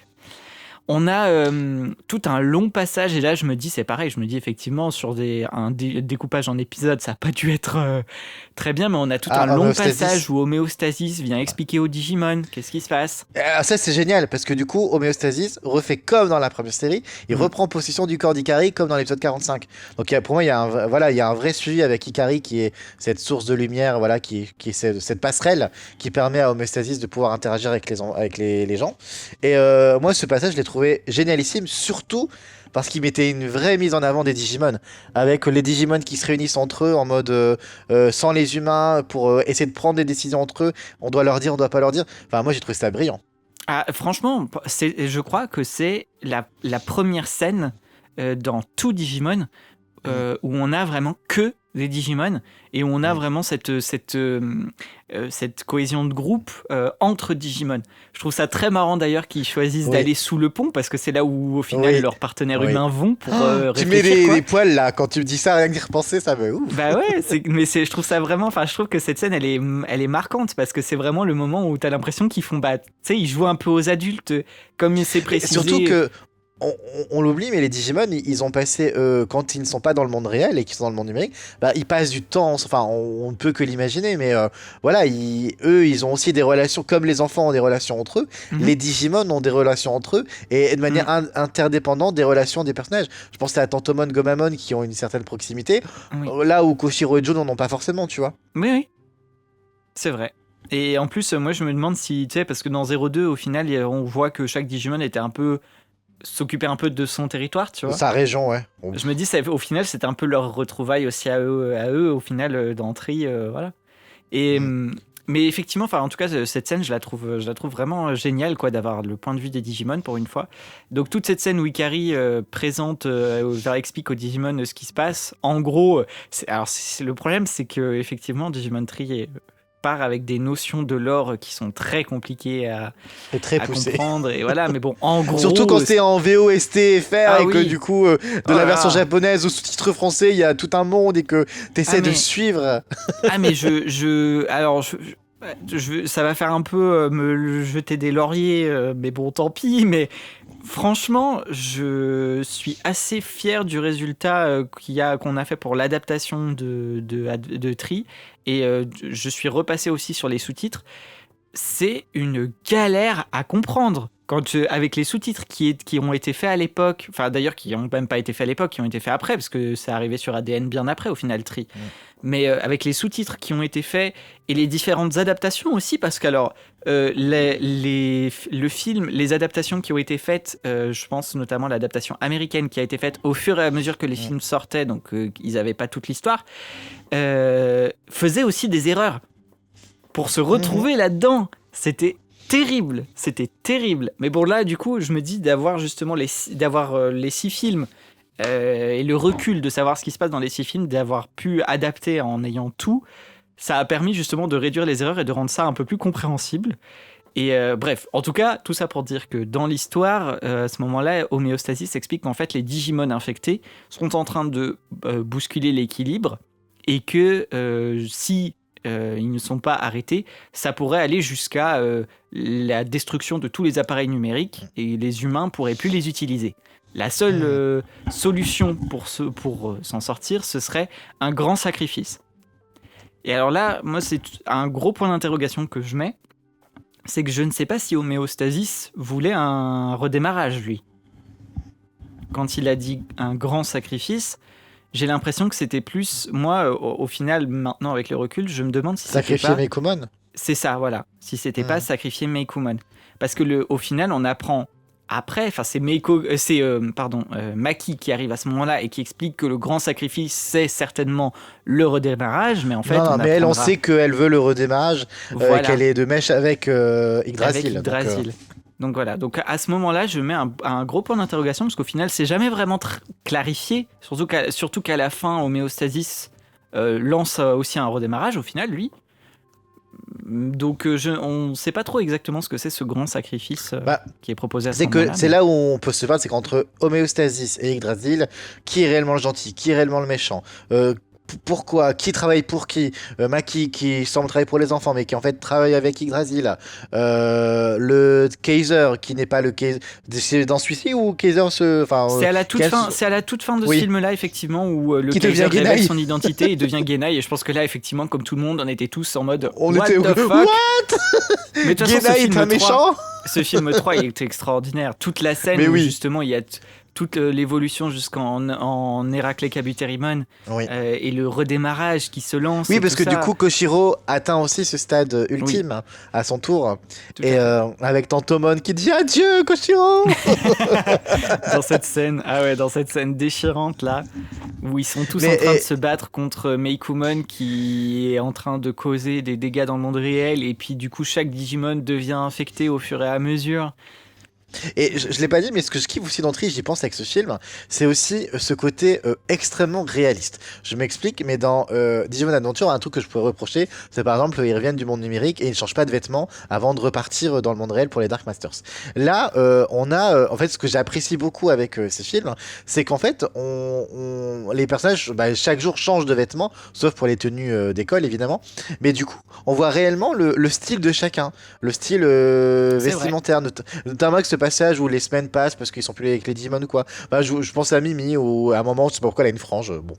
Non mais ils ont plein de looks différents et en fait, je trouve ça tellement appréciable parce que quand tu les vois un peu évoluer, enfin c'est bête comme remarque, mais avec des vêtements comme ça différents. Et je trouve que Tri vraiment fait a de très belles images, vraiment soigne vraiment son visuel, soigne sa musique. Donc même si le scénario est compliqué, visuellement on peut pas dire, mais moi je trouve qu'à chaque fois, c'est pour ça que je kiffe tellement Triste, je trouve ça vraiment magnifique. Je suis entièrement d'accord avec toi et je fais partie de ceux qui n'ont absolument pas été dérangés par le chara design. Je sais que ça c'était un point moi, un peu contentieux à l'époque. Debo n'aime pas, il me semble. Debo n'aime pas du tout. Ouais. Je crois qu'on l'a un peu réconcilié avec en faisant le doublage justement, mais oui. Mais effectivement, moi c'est vraiment quelque chose qui ne m'a pas dérangé. J'aime beaucoup. Alors, pour les humains, c'est vrai que c'est peut-être pas le meilleur chara design du monde, mais je trouve que les Digimon, avec dans cette version, dans ces designs-là, ça leur donne vraiment un aspect beaucoup plus menaçant et physique surtout. On sent qu'ils sont là pour être animés, pour pour vraiment voir des combats qui bougent quoi, et c'est le cas là. Tout le combat face à Meikumon dure quand même un sacré bout de temps et dans le monde réel en plus, et d'ailleurs je dis monde réel, mais il faut attendre vraiment la fin de ce film pour finalement arriver enfin dans le monde numérique, donc après 3 films quoi. Est-ce qu'on en parle de ce passage où ils ouvrent justement le portail pour passer dans le tellement génial, tellement beau, tellement frissonnant. Voilà, Butterfly en version orchestrale. Oui. Et il faut un Digivice D3 là, donc tu vois, finalement on est toujours parce que du coup dans le lore, c'est ces Digivice là qui permettent d'ouvrir un portail. Encore un point où justement c'est pour ça que je trouve j'ai vraiment du mal avec ça, avec Tri, sur le traitement de 02, à quel point c'est à la fois traité un peu mais pas trop. Et sans que vraiment beaucoup de gens se posent des questions, parce que quand Maki arrive avec un D3 et la suite Ken, c'est le D3 noir qui est censé être celui de Ken, et personne ne se fait la réflexion. Ikari et Takeru ne se font pas la réflexion. Et pareil, moi c'est un autre élément où je me dis du coup s'ils avaient vraiment besoin d'un D3 et tout machin, Takeru et Ikari en ont un. Pourquoi est-ce que Maki s'est ramené, tu vois, avec le D3 noir de Ken, sans que ça ne fasse broncher personne, tu vois. Moi, il y a au final plein de trucs où je trouve que tous les éléments qui sont liés à 02 pour moi sont hyper mal intégrés, quoi. Et c'est ça que je trouve vraiment dommage, parce que le reste est tellement incroyable. Moi, ce film 3, je le trouve extraordinaire. En plus, à chaque fois qu'on en parle, il y a des scènes, toute la scène où ils repartent dans le monde numérique, c'est extraordinaire. Quand ils se retrouvent dans le monde numérique, une des premières répliques, c'est Mimi qui dit oh là là, ça me rappelle tellement de souvenirs, on dirait que rien n'a changé et tout. Et c'était génial de revoir le monde numérique d'entrée. C'était fou. Aussi. là où vraiment pour moi Meiko devient un point noir, c'est vraiment le film 3. C'est à ce moment-là où en fait quand Meikoumon a disparu, et là Meiko se transforme en une pleurnicharde pendant tout le long du film. Oui. Et c'est là pour moi où justement elle devient insupportable, et t'as l'impression que justement tout le monde essaye de l'aider, essaye de lui remonter le moral. On a toute la scène où Sora va la voir, hein, et essaye de lui remonter le moral, lui dit joue vraiment le rôle de maman du groupe. Hein, en mode je suis là, c'est pour que tu puisses pleurer et tout, machin. Hein. Et Meiko ne fait rien, quoi. Je pense à toute la scène à la fin où Takeru vient la voir en lui disant il faut que tu viennes avec nous et tout dans le monde numérique, tout ça. Et elle est en mode non, je mérite pas de les voir et tout. Enfin, c'est tout ce truc-là. Enfin, c'est terrible, quoi. C'est vraiment. En plus, je pense qu'un des éléments aussi qui fait que les fans n'ont pas aimé ce personnage-là, c'est aussi elle était mal placée. Là, on nous a teasé qu'ils allaient partir dans le monde numérique. Or, juste avant ça, on a toute cette longue scène où Meiko explique, où je crois qu'on a un flashback où elle parle de Meikoumon. Je sais plus si c'est là où on a la rencontre avec elle. Je crois, je suis pas sûr. Où elle explique à Takeru qu'elle savait que Meikoumon était, qu'elle était spéciale. Elle sait que c'est Meikoumon qui a causé l'infection. Koshiro s'en rend compte dans ce film-là. Aussi, mais que Meikoumon est à l'origine de l'infection et tout ça. Et Meiko s'excuse de rien avoir dit et tout. Et cette scène est hyper longue, alors que nous, on est là devant notre écran et on attend juste une chose, c'est montrez-nous le monde numérique, on veut y retourner.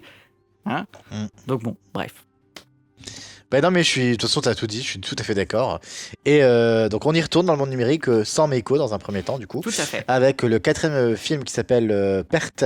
Donc, ils sont dans le monde numérique. Un film centré sur Sora. Et au niveau de l'accueil, bien que certains appréciaient l'exploration du monde numérique, d'autres ont vraiment trouvé l'intrigue pas du tout captivante et ont critiqué le manque d'avancement dans l'histoire globale. On parle souvent de maltraitance envers Sora. La pauvre. Ce film est à cette image-là. Du coup, un film centré sur elle et finalement pas que, parce que sur l'affiche, on va rajouter Taichi et Yamato, comme s'il était important de mettre ce côté triangle toujours en avant. Même si en vrai, j'apprécie cette association parce que Sora, c'est vrai que voilà, elle a des relations particulières avec Yamato et avec Taichi. En fait, ce qui est dommage dans ce film pour moi, c'est que on va pas assez loin dans l'exploration du monde numérique. On reste un petit peu trop en surface.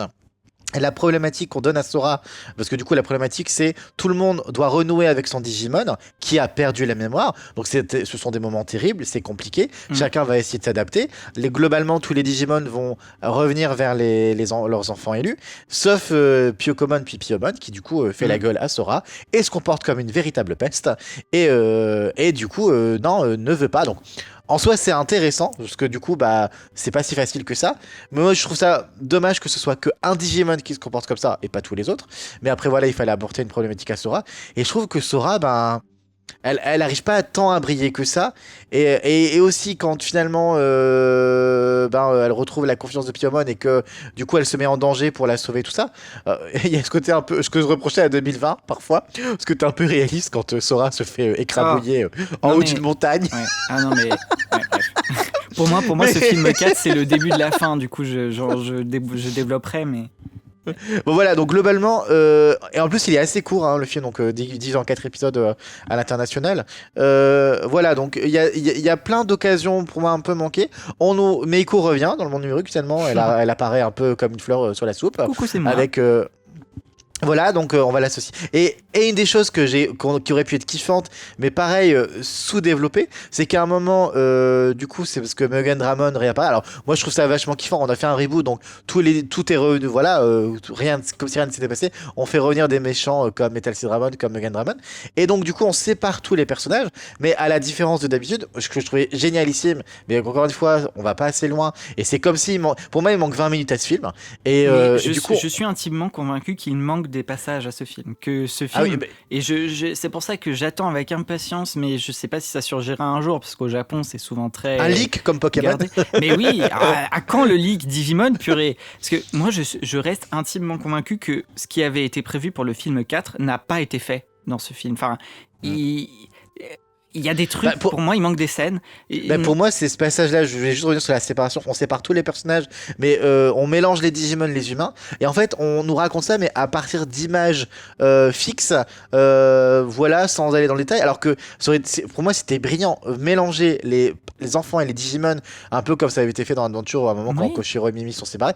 Pour moi, c'est génialissime. Retrouver Joe avec Patamon et Palmon, je sais plus qui mélangeait qui, mais Gomamon et Agumon sont avec Yamato, je crois. Yamato et Koshiro. En fait, je trouve ça brillant pour justement bouger la dynamique, bousculer le truc et aussi voir des relations non explorées jusqu'à présent, parce que les Digimon sont tout le temps dans des relations unilatérales avec leurs humains, mais rarement avec d'autres humains. Alors que la force de ce groupe, c'est pas que 8 enfants, c'est 8 enfants et 8 Digimon, donc c'est 16 personnalités au global qui interagissent ensemble. Tout à fait.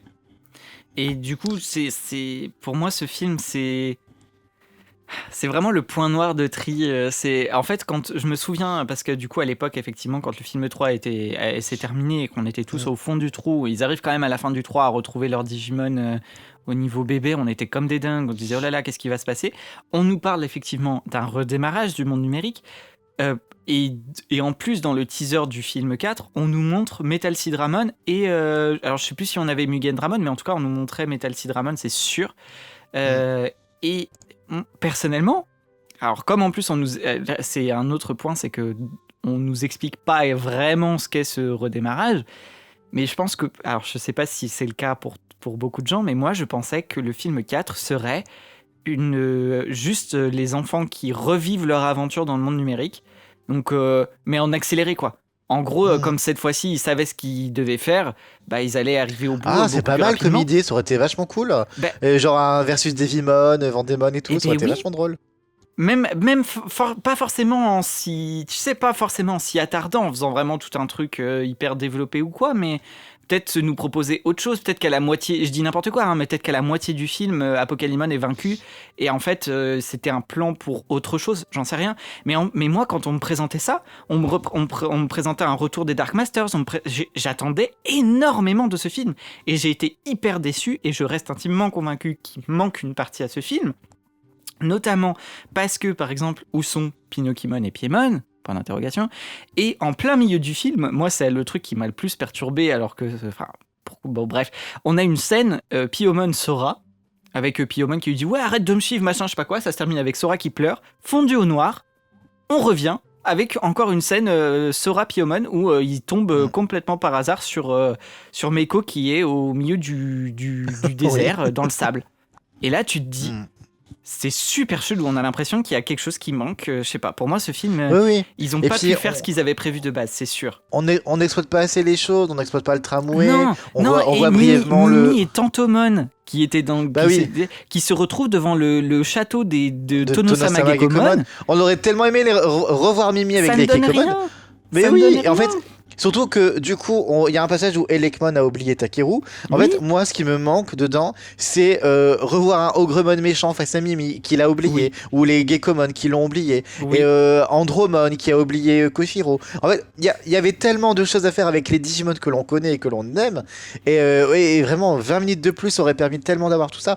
Et c'est tellement triste. Oui. Surtout qu'en plus, et c'est là, du coup, à la fin de ce film 4, où on nous est... Parce que c'est vrai que ce film raconte pas grand-chose, jusqu'à ce que les enfants se retrouvent. Il se passe pas grand-chose. On va dire, l'histoire de Sora est touchante, parce qu'effectivement, sa relation avec Piomon, voilà...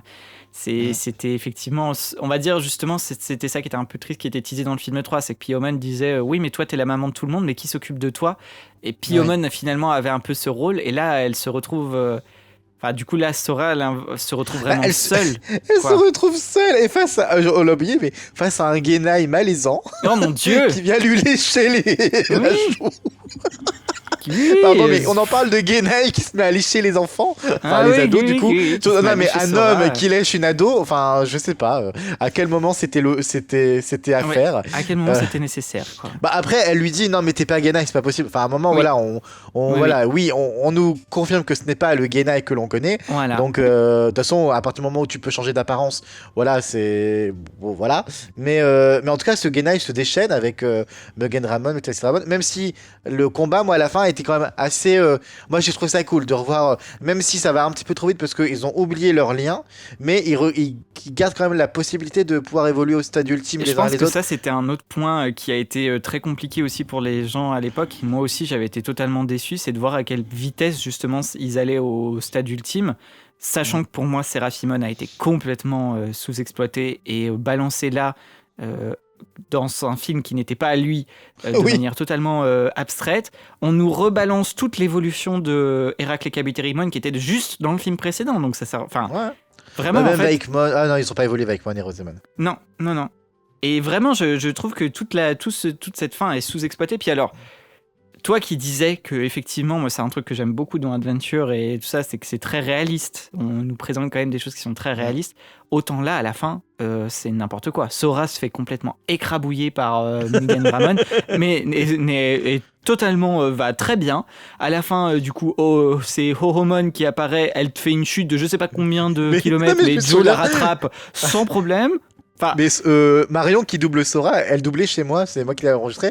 Et elle était face à cette scène, elle me dit, elle vivait la scène, elle fait, mais je suis morte. Je dis, non, t'es pas morte. non, mais vraiment pour moi il y a des enfin là-dessus c'est n'importe quoi, enfin vraiment hein, moi j'avais des gros problèmes à ce niveau-là. Les évolutions pour moi à la fin sont enfin ça m'énervait aussi enfin de vraiment de voir Seraphimon arriver comme ça et enfin ça Bah, revient juste à ça. et autre point, c'est Ikari, je suis dans ce film-là ou le prochain, qu'elle dit, moi je suis content qu'il y ait eu ce reboot parce que du coup, comme ça, Thelma n'a pas vécu les mauvaises choses qu'elle a vécues, ça permet de les oublier. Donc le reboot n'a pas que du mauvais. Oui, Oui, mais si elle n'a pas vécu ce qu'elle a vécu, il y a aucune raison qu'elle soit en Thelma en fait. Elle serait en Plotmon et puis totalement. elle aurait pas ce Aussi. vécu en fait. Totalement. Non mais voilà, il y a plein d'éléments comme ça.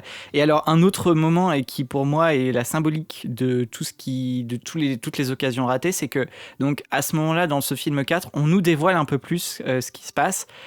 Donc il y a le Dark Genai, comme il est appelé, le Genai maléfique, qui explique qu'en fait le redémarrage était en fait un plan de Yggdrasil Tout à pour fait. faire renaître les Digimon qui sont morts dans le monde réel, parce que justement une fois morts dans le monde réel, bah, ils peuvent pas revivre. Autant là le reboot, le redémarrage permet de régler ce problème-là. Ah, Très bien. et Et là moi je vais poser la grande question que personne se pose, mais que moi je me pose. Où sont Wizardmon, Ogremon, Léomon, Waymon, enfin tu vois, et comme ça. Et je pense, moi, le point principal, c'était surtout Wizardmon, par exemple, qui est censé être qui est censé être proche de Tailmon et tout ça. ouais. Voilà, je Bon, pose, je on va pose le voir ça là. réapparaître. On le voit réapparaître brièvement en fantôme dans un autre film, donc c'est pas dans Oui, ce film-là, mais ah oui, oui, totalement, mais je veux dire, normalement, là, il aurait dû. Enfin, tu vois, je veux dire, ouais. voilà.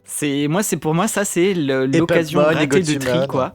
Où c'est en mode, là, normalement, ils auraient pu faire revenir plein de. Ouais. Plein de Bah, je trouve Digimon. ils avaient les moyens de le faire. Par contre, on n'a pas dit, mais il y a une chose brillante dans ce film, et parce qu'en plus, il commençait bien ce film avec cette scène d'introduction, ces 5 Oui. minutes avec Oui. une musique, mais extraordinairement brillante, où on nous met un flashback sur ton sépia de quelque chose qu'on a toujours rêvé voir, les enfants élus d'origine, donc ceux qui sont Oui. là avant les héros, dont on nous parle à la fin de la première saison, qui sont venus combattre une première fois les Dark Masters, et qui, on nous révèle, sont entre autres Daigo et Maki, étaient dans ces 5 enfants, et c'est là il y a eu le sacrifice du coup du Digimon de Maki, qui a été sacrifié, et que du coup, les 4 autres, leurs Digimon, ce sont comment on les appelle, les bêtes célestes, Ouais, là, les 4 créatures, c'est. qu'on découvre dans Zero Two, dont Azure Longmon, et Oui. Queen Longmon, pardon, en japonais, et enfin, on peut juste faire un mot là-dessus, ça par Oui. contre, c'est un ajout brillant.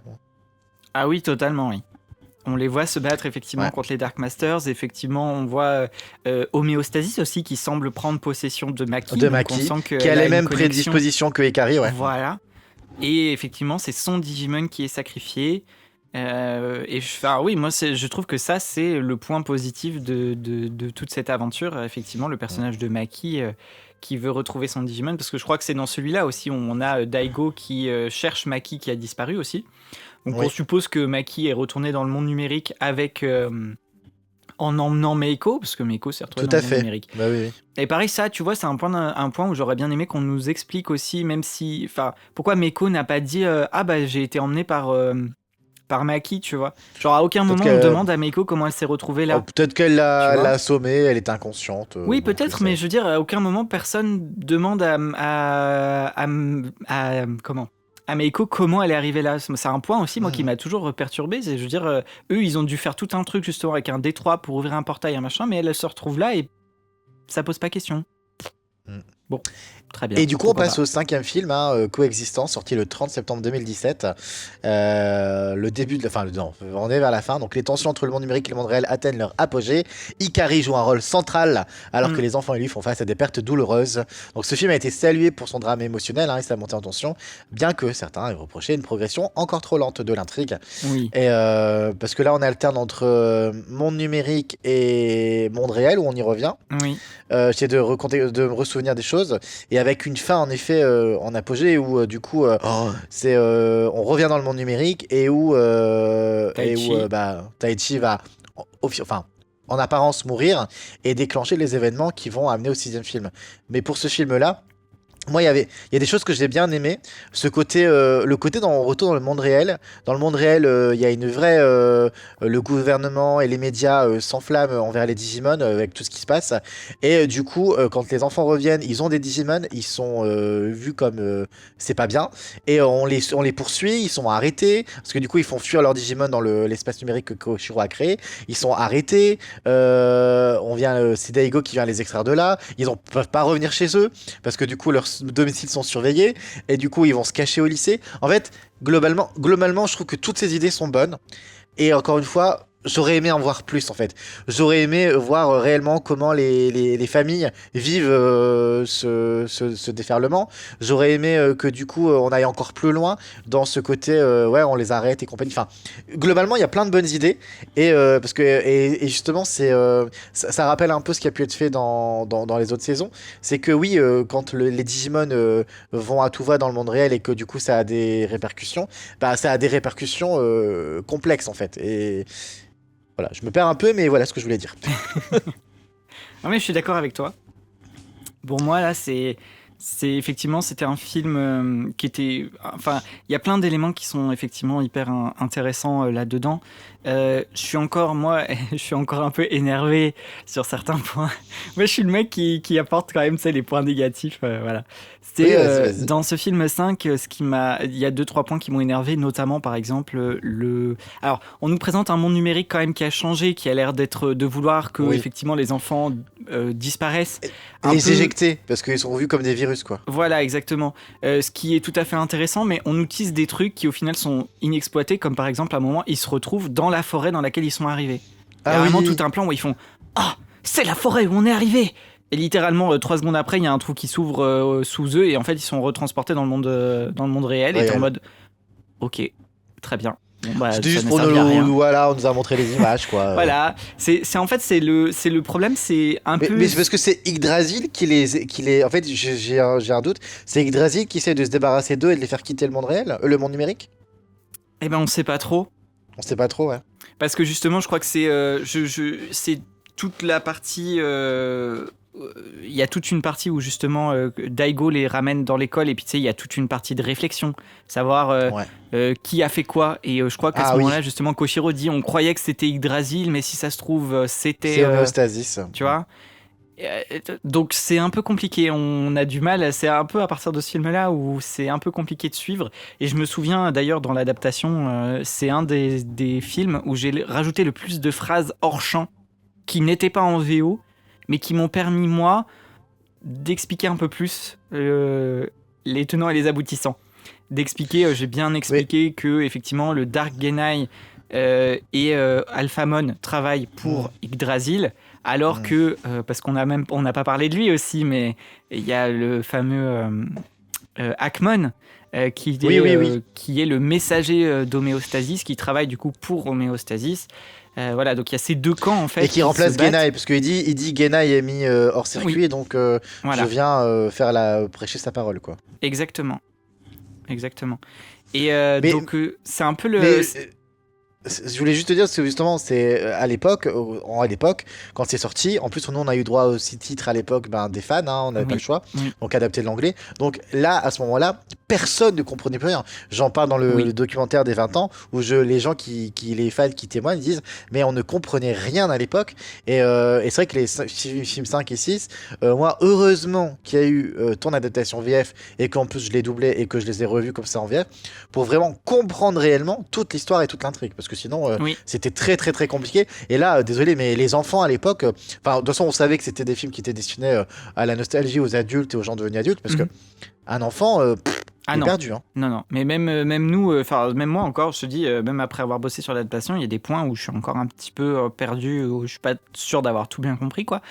Autant, là, c'était, je dis, c'est le passage où on nous explique vraiment un petit peu les tenants et les aboutissants. Koshiro qui explique, parce que l'histoire, en fait, c'est qu'effectivement, alors, à ce moment-là, dans l'histoire, les Digimon ont envahi le monde réel, mais à part Meicoomon qui bouge partout et qui apparaît un peu partout sur Terre, les Digimon qui sont apparus ne bougent pas.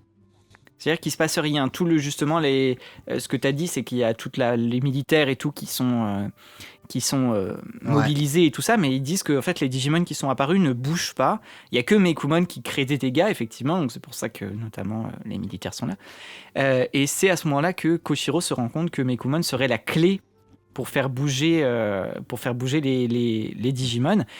Et alors, c'est là qu'on nous explique un peu les motivations et que tout devient plus clair, si on arrive vraiment à suivre, et je vais expliciter un peu là, c'est le camp Yggdrasil et le camp Homéostasis qui se battent. Homéostasis, c'est pour une élimination de Meicoomon, pour qu'elle ne soit pas utilisée, alors que Yggdrasil, justement, veut l'utiliser pour provoquer la fin du monde, quoi, la fin du monde des humains. Et c'est toute la problématique de nos enfants élus qui, eux, ne veulent pas suivre les directives d'homéostasie parce qu'eux, ils sont contre, en général, au global, pour l'élimination de Meicoomon, qui fait partie d'eux et de leurs amis. Mais en même temps, ils sont contre aussi l'utilisation de Meicoomon par Yggdrasil. Donc, ils se retrouvent à être le cul entre deux chaises. C'est ça. Même si à la fin de ce film, la fin, moi, je la trouve assez puissante, notamment avec la musique. Alors, oui, vas-y. Ce film, pour moi, effectivement, ce film souffre de lenteur qui, au final. Enfin, je sais quand on les a doublés, au final, c'était sympathique de faire ces scènes-là, mais c'est vrai que dans il y avait plein de dialogues. Il y avait plein de dialogues, mais c'est surtout, toute la scène à l'école avec les histoires d'horreur et tout. Machin. Ah oui, ça c'était sympa, c'était drôle. Alors, à faire, oui, c'est drôle. Mais dans l'histoire, à ce moment-là, on parle de films qui sortaient quand qui mettaient genre des années. Je crois qu'en plus, il y avait eu. Non, il était quand même sorti assez tôt, mais bon, on l'avait attendu pendant très longtemps. On attendait quand même le dénouement depuis un moment, quoi. Et d'avoir ça, je sais qu'à l'époque, moi, ça m'avait saoulé, quoi. Genre, toute cette première partie où il se passait justement rien à l'école et tout. Et là, on parle plus des couples, hein. Plus de Koshiro Mimi, plus de Joe Sora Naruto. Il y a plus les couples sont passés. Moi qui du coup attendais énormément de ces intrigues-là, il y avait rien. Et puis au final, pareil, toutes les en fait, à ce moment-là, c'est là aussi où je trouve un peu dommage, c'est que toute la première partie de Tri, au final, tout ce qu'a engendré au final le film 3, donc le redémarrage, tout ça a été finalement réglé dans le film précédent, et là maintenant on est on va dire aux prises qu'avec l'histoire de Meicoomon, toute l'histoire, tu vois, justement, des enfants qui doivent se reconnecter avec leur Digimon et compagnie, ça c'est terminé, ça a vraiment été fait. Oui, non, c'est que on sait qu'ils ont toujours pas retrouvé officiellement leur mémoire. Ils ont pas retrouvé la mémoire, mais au final tout est réglé. Enfin, je veux dire, ça s'est fait très rapidement hors champ, justement, comme tu le disais si bien, avec on voit justement à un moment, je crois que c'est Koshiro qui montre des images, tu sais, des photos. Voilà, Agomamon et... D'ailleurs, un peu frustrant, on nous montre que des photos de ce qui s'est passé dans Tri, et à aucun moment on vient nous montrer des photos de ce qui a pu se passer les années d'avant avec parce qu'il aurait fallu les redessiner et tout, c'est un peu dommage, mais bon. Tout comme la fameuse photo, moi ça m'a toujours choqué, dès le début, le film 1 s'ouvre avec ça, la photo qu'ils ont prise à la fin de la saison 1, elle est toujours obscurcie, on voit jamais elle est là, mais on la voit jamais, elle est toujours avec des reflets Mais pourquoi ? Parce que moi, on l'a eu là récemment avec... pour les 25 ans, une nouvelle image qui est sortie donc en bonne qualité, mais je trouve ça tellement dommage que elle soit obscurcie, comme si on voulait mettre un voile sur ce passé, et juste pour le passé lointain. Voilà, le film 5 entre autres. Il y a des choses aussi qu'on n'a pas dites. On a voulu nous teaser aussi quand même à partir de là un couple Taichi Meiko qui commence à surgir. On n'en parlera pas. Et on l'a pas dit, mais qu'est-ce qu'Agumon est agaçant Ah dans purée, les films. oui. On l'a pas dit, Mais de mais toute façon- qu'est-ce mais de toute façon, qu'Agumon c'est- est agaçant? Ah oui. Mais de toute façon, c'est dans tout tri, parce que déjà, dès le film 3, donc même avant le redémarrage, il était déjà insupportable. C'est-à-dire que, et là, en plus, maintenant, qu'on regarde Savers, j'ai l'impression qu'ils ont pris sa personnalité, ils ont pris la personnalité de l'Agumon de Savers, Tout et à ils l'ont fait. mis sur cet Agumon-là. Et il a faim, il veut bouffer, il parle de bouffe. Ah, et c'est même que ça. Telmon est obligé de le claquer constamment Oui. en mode mais ta gueule, tu fais chier là, Agumon. Mais oui, et franchement, le Agumon de 99, il était pas comme ça, quoi. Moi, c'est vraiment un point. Par contre, c'est un des points négatifs, ouais, c'est que vraiment, je me souviens, j'avais dit, moi, écrire pour Agumon dans Tri, c'était déchirant, quoi. J'aime bien la partition qu'ils lui ont donnée dans le 6, quand justement Oui. Taichi a disparu. Mais alors, le reste du temps, il pense qu'à Bah, bouffer. Et le truc, c'est que c'est c'est ça. pas drôle. Je sais pas à quel moment les gens ont pensé que c'était drôle, mais en fait, c'est lourd. Parce que justement, Mais en fait- t'as tout le passage où, justement, dans ce film-là, où on utilise ce truc Taichi Meiko, où Taichi crie sur Meiko, et c'est Agumon qui va voir. Il y a quand même ce passage est quand même drôle grâce aux autres Digimon, Oui. où ils disent il faut que c'est à Agumon d'aller régler les problèmes de son partenaire, donc c'est lui qu'il faut envoyer et tout. Et après ils sont tous en train de regarder à la fenêtre en se demandant Mais est-ce pourquoi qu'on a bien fait l'envoyer de l'envoyer en fait lui. Et genre toute cette scène où Agumon en fait limite parle de bouffe, quoi, alors que genre Meiko dit je me sens vide là, mais Agumon dit c'est parce que t'as faim. Enfin, en fait Mais c'est pas drôle. c'est dommage parce que il souffre vraiment d'une mauvaise écriture alors que les autres Digimon, Oui. Tailmon quand elle prend le lead dans le 3 et qui est assez brillante, Oui. Gomamon par rapport à sa problématique Ah oui, avec dans le Joe 2, dans le qui veut le 2, oui. soutenir, Tantomon qui du coup joue les femmes de enfin les femmes Oui. de cuisine là, les femmes d'intérieur, enfin je trouve ça Oui. extraordinairement drôle. Patamon, il y a vraiment une intrigue avec Takeru. Palmon est extrêmement mignonne du début à la Oui. fin dans son soutien envers Mimi, surtout quand elle s'est battue que il y a vraiment les autres Digimon brillent vraiment à plein de moments pour des petites choses. Oui. Et Mais même, tu vois, je pense à Agumon. Gomamon, même après le redémarrage, il a droit à des petits trucs qui sont énormes. Je pense dans le film 4, quand justement il y a Dark Genai qui attaque les enfants, Joe il se fait pratiquement rétam. Bah, juste après, genre, t'as Joe qui dit merci, vous nous avez sauvés. Et Gomamon qui lui lance un t'es vraiment pas doué, hein, Joe. Et pareil, quand ils ont battu Mugen Dramon, et t'as Joe qui fait on a battu Mugen Dramon, et Gomamon qui se retourne vers lui en mode comment ça on, genre en mode et même tu vois, Qu'est-ce même que là t'as ils ont foutu, réussi toi à mettre de la personnalité dans les Digimon, Oh oui. alors qu'Agumon mais c'est terrible, c'est terrible. Ouais, on est d'accord.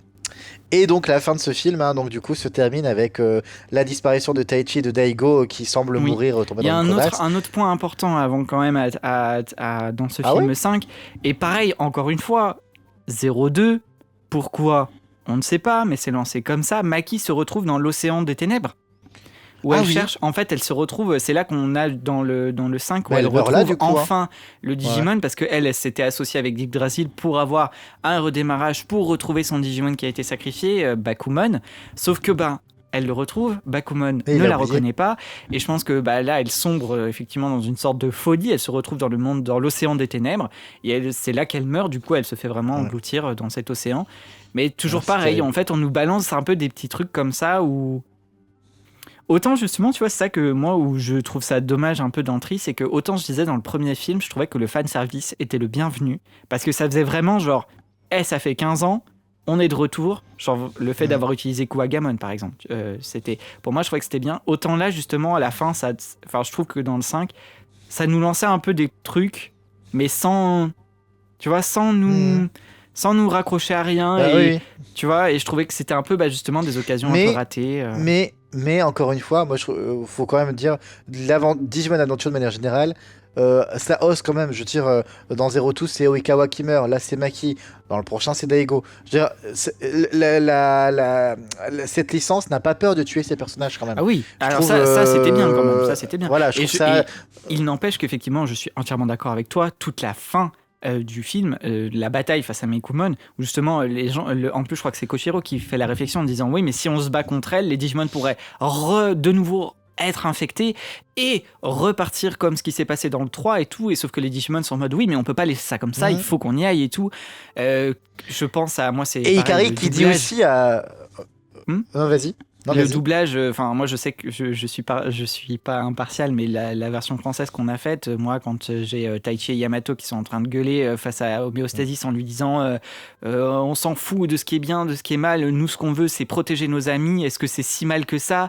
Parce que Homéostasis revient et leur explique qu'ils n'ont pas le recul nécessaire pour se rendre compte que le sacrifice c'est ce qu'il faut faire et tout, et eux ils sont en mode non, c'est pas comme ça qu'on va s'en sortir. Et pour la première fois, Ikari qui reprend possession de son corps Oui. face à Homéostasis pour lutter. Et que c'est tout un dard. Moi, je trouvais ça vraiment Ah oui, bien. non, il y avait vraiment des éléments, il n'y a pas que du négatif, heureusement, hein, parce qu'effectivement, moi je fais remonter quand même les points qui m'ont un peu. Et d'ailleurs, mais Ikari qui va tenir tête à son frère en disant moi je suis pas d'accord avec toi, genre elle lui dit quand même ok je suis contre mais je le ferai quand même. Ça c'est dans le 6 du coup, mais oui. Ah c'est dans le 6 pas dans le 5. C'est dans le 6 parce que dans le 5 justement c'est Meiko qui a une sorte oui, exact. Enfin là qui lâche tout quoi. Qui lâche tout et qui se dit non mais les gars stop. Ah oui c'est Meiko qui lâche tout, tu es là, tu es là. Je vous en prie, tu es là. Et dans tous les et c'est là que Taichi essaye mais meurt en apparence. Voilà. Et il y a ce moment où Yamato ramasse les lunettes et les reprend en mode qu'ils sont tous en PLS, ils sont tous en pleurs et ils sont tous dévastés par la disparition de Taichi et Daigo. Enfin, surtout Taichi d'ailleurs. Et où Ikari va sombrer, enfin où Yamato dit non, il se reprend cette place de leader laissée vacante du coup et qui va remuer les troupes en disant on va se battre et que t'as Ikari qui du coup elle sombre dans les ténèbres et crée cette abomination qui est ce monstre là, je sais plus comment il s'appelle.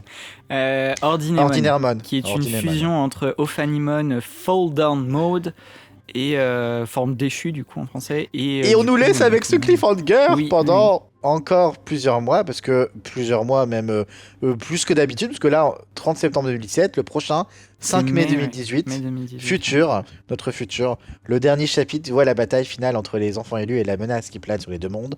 Les relations entre les personnages sont résolues et l'intrigue trouve sa conclusion. Donc l'accueil a été partagé, avec certains fans trouvant la conclusion satisfaisante, tandis que d'autres ont estimé que les arcs narratifs n'étaient pas pleinement exploités et qu'il aurait manqué d'un 7e film éventuellement pour en tout cas que la conclusion était pas si top que ça, parce que du coup ce 6e film est assez puissant, se passe essentiellement dans le monde numérique, avec pour une grosse partie sans Taichi.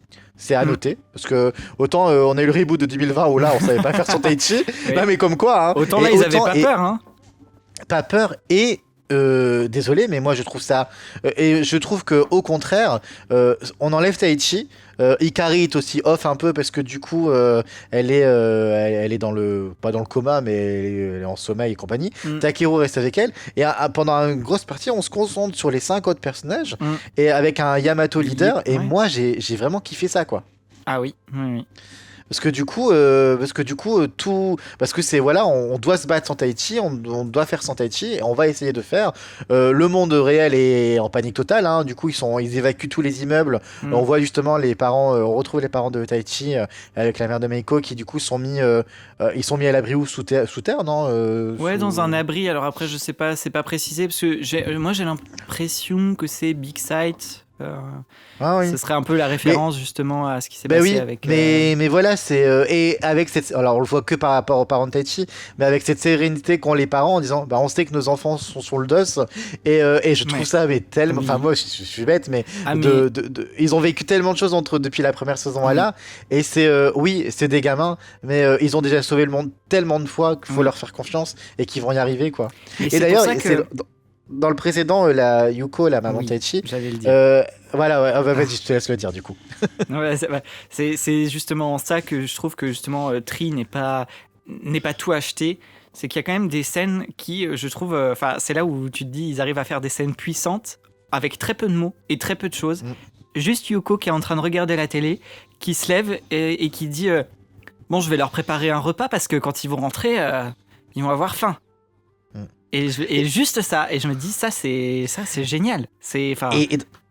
Et dans ce film-là, il y a les appels téléphoniques aux parents quand ils doivent pas rentrer chez eux et qu'ils doivent rester donc à l'école. Alors pour beaucoup, les scènes sont hors, on les voit mais sans le son. Donc on voit Sora et Mimi, elles appellent leurs parents, elles sont côte à côte, mais on n'entend pas ce que disent leurs parents. Moi, c'était mon petit regret parce que j'aurais vraiment aimé avoir le retour de ces parents. Mais on le voit par rapport à Yuko qui parle à Taichi Ikari et qui leur dit prends soin de mon petit Agumon et prends soin de ma petite Telmon et tout.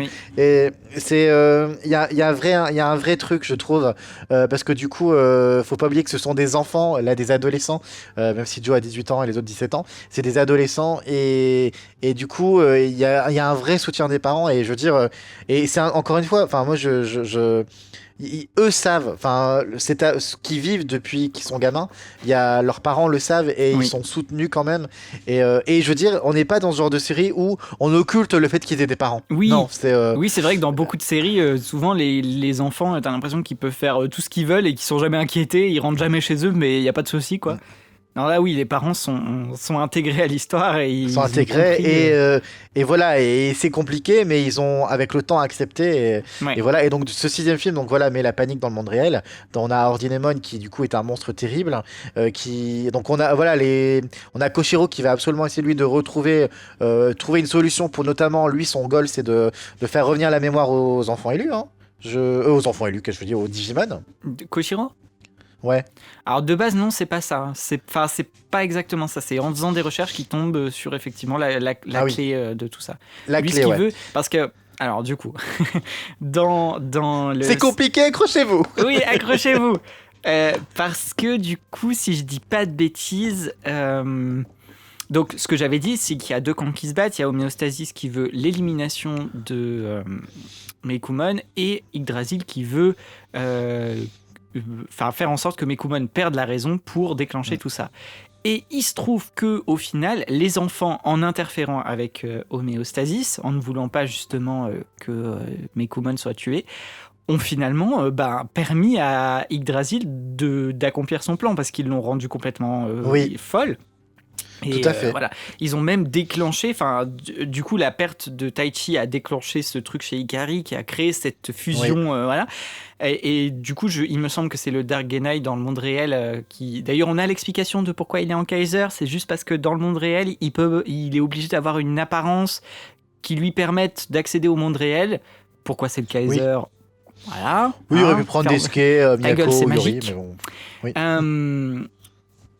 Et du coup, oui, même donc, ce Dark Genai dit à ce moment-là que Ordinemon n'était absolument pas prévu dans le plan d'Yggdrasil, que c'est les enfants qui ont créé ça à leurs dépens, quoi. Mais qu'au final, c'est limite encore mieux que ce qu'il espérait, quoi. Oui, il rigole de manière jouissive d'ailleurs. Oui, parce que pour lui, vraiment, Ordinemon va détruire le monde des humains, parce que c'est le but de Yggdrasil. En gros, Yggdrasil, son idée, c'est que les humains asservissent les Digimon, se servent des Digimon, et donc pour lui, il faut éliminer le monde des humains. Voilà. Mais c'est ça qui est dingue, c'est que en fait, en vrai, ils étaient dans une situation un peu compliquée où il n'y avait pas de bonne solution. C'est que la solution était il fallait tuer Meicoomon. Ils ont refusé de le faire et donc du coup ça a provoqué tout ce qui est là. Pour au final, ils vont devoir se plier à ils vont tuer Meicoomon. La fin, il n'y a pas d'autre choix, il faut et avec l'accord de Meiko dans tous les cas. Parce que effectivement, alors du coup à ce moment-là, il y a Akmon qui vient parler aux enfants et qui leur explique en gros ce qu'ils ont prévu, quoi, quel est le plan, qui est un reboot. Et alors là, un redémarrage. Et alors là, c'est là aussi que je me dis c'est là que Koshiro pète un câble, ouais. Parce que alors les sous-titres qui sont faits, qui sont vraiment les sous-titres officiels. C'est n'importe quoi. Il me semble, c'est là, je t'avais dit, la première fois que j'ai lu les sous-titres officiels, j'étais dans un état, j'étais en mode, mais ça ne veut rien dire. Je crois que dans les sous-titres officiels, c'est genre, il faut redémarrer la réalité. Ça ne veut strictement rien dire. Parce qu'il faut savoir que du coup, dans les sous-titres officiels, ils ont remplacé le monde réel par la réalité. et en plus, il y a une nuance qui n'est pas faite en japonais et que je trouve qui, du coup, n'a aucun sens. C'est un redémarrage du monde réel. C'est pareil. Moi, je me souviens la première fois quand j'ai vu le film avec les sous-titres qui avaient été faits à l'époque, il disait ouais, il faut redémarrer le monde réel et j'étais en mode mais attends, mais ça veut dire quoi? Ça veut dire genre redémarrer à l'âge de pierre et tout? J'étais en mode mais les enfants ils sont en mode quoi? Mais ça veut dire que nos Digimon vont reperdre la mémoire? Et j'étais en mode mais ça veut pas dire aussi que le monde va repartir de zéro? J'ai rien compris. Et en fait non, c'est bien un redémarrage de tous les appareils numériques de la Terre. Voilà. Ce qui fait que Koshiro à ce moment-là effectivement pète un câble et dit non, c'est pas possible. Il y a trop de choses qui sont liées à la technologie aujourd'hui. On ne peut pas se permettre ça. Donc lui il part dans son coin pour essayer de trouver une solution à ça. Parce que du coup, ils étaient conscients, il y allait avoir une perte. C'est-à-dire que tu redémarres tout, les hôpitaux, les avions, les machins, tout. Il y a forcément un pourcentage t'as 5% de perte de l'humanité. Bah oui. Donc, en gros, c'est tu tues 5% des gens. C'est être accord, c'est on fait ça, on sauve tout le monde. En gros, c'était la solution, c'est pour sauver le monde entier, on doit sacrifier cette fois-ci une partie de la population. Mais enfin, c'est Oui. c'est compliqué à accepter, quoi. Ah bah oui, donc Koshiro n'est pas d'accord et c'est pour ça que lui part faire des recherches dans son coin justement pour essayer de trouver jusqu'à la dernière minute, voilà.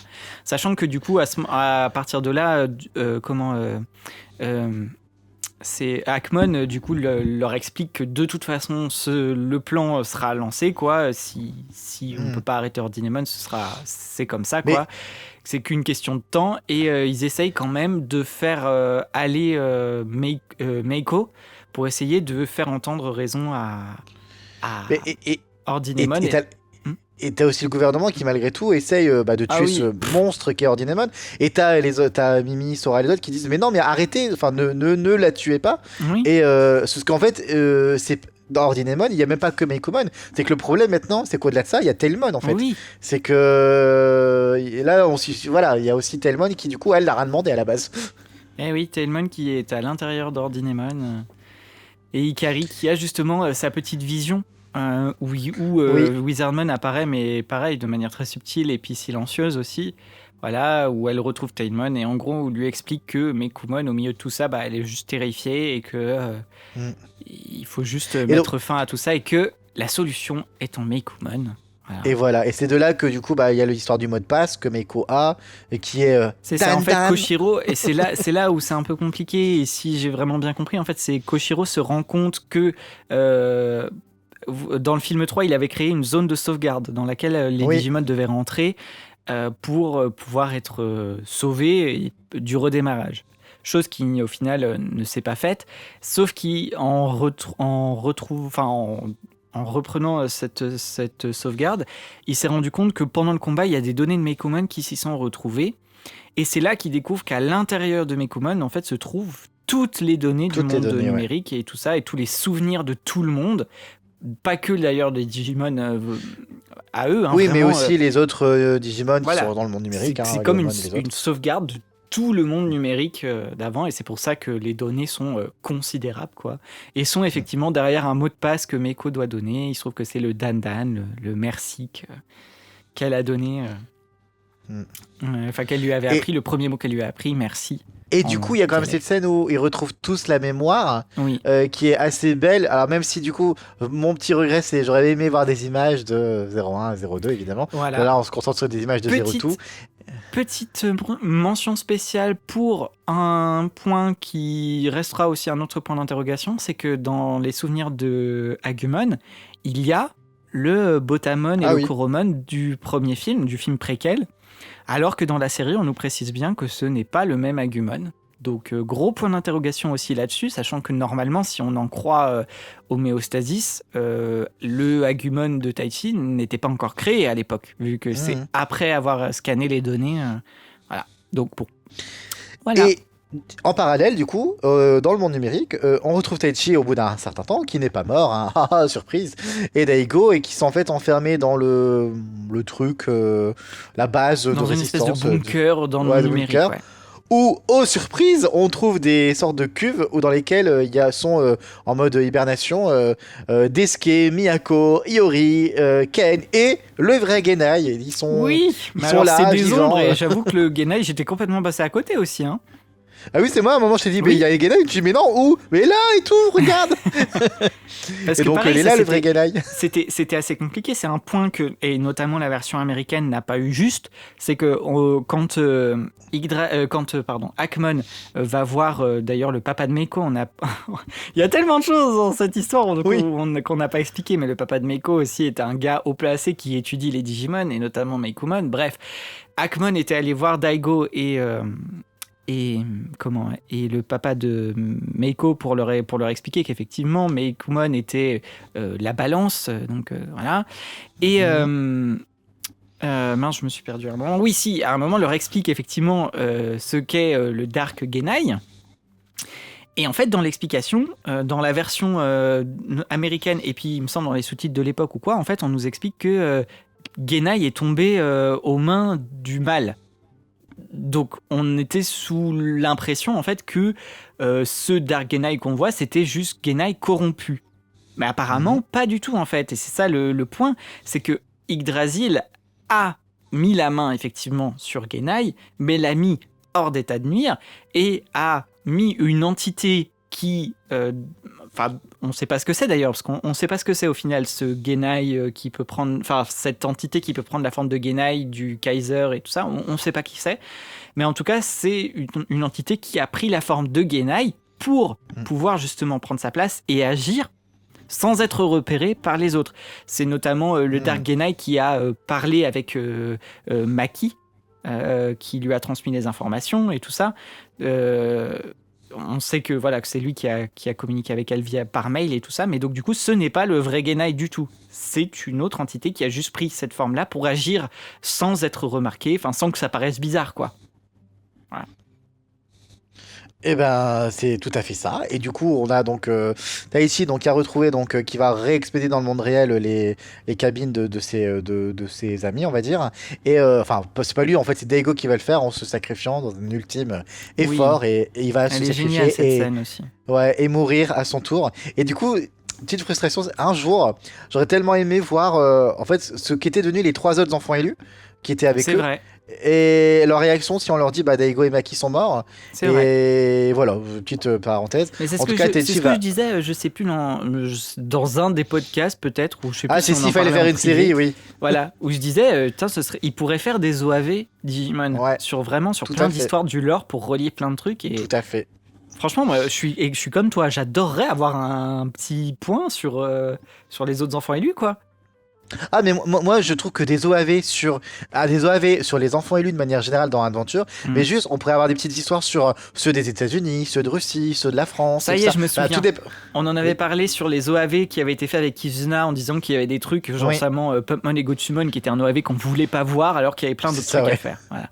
Tout à fait. Mais du coup, mais un jour, une série d'histoires sur les autres choses, ça peut être cool.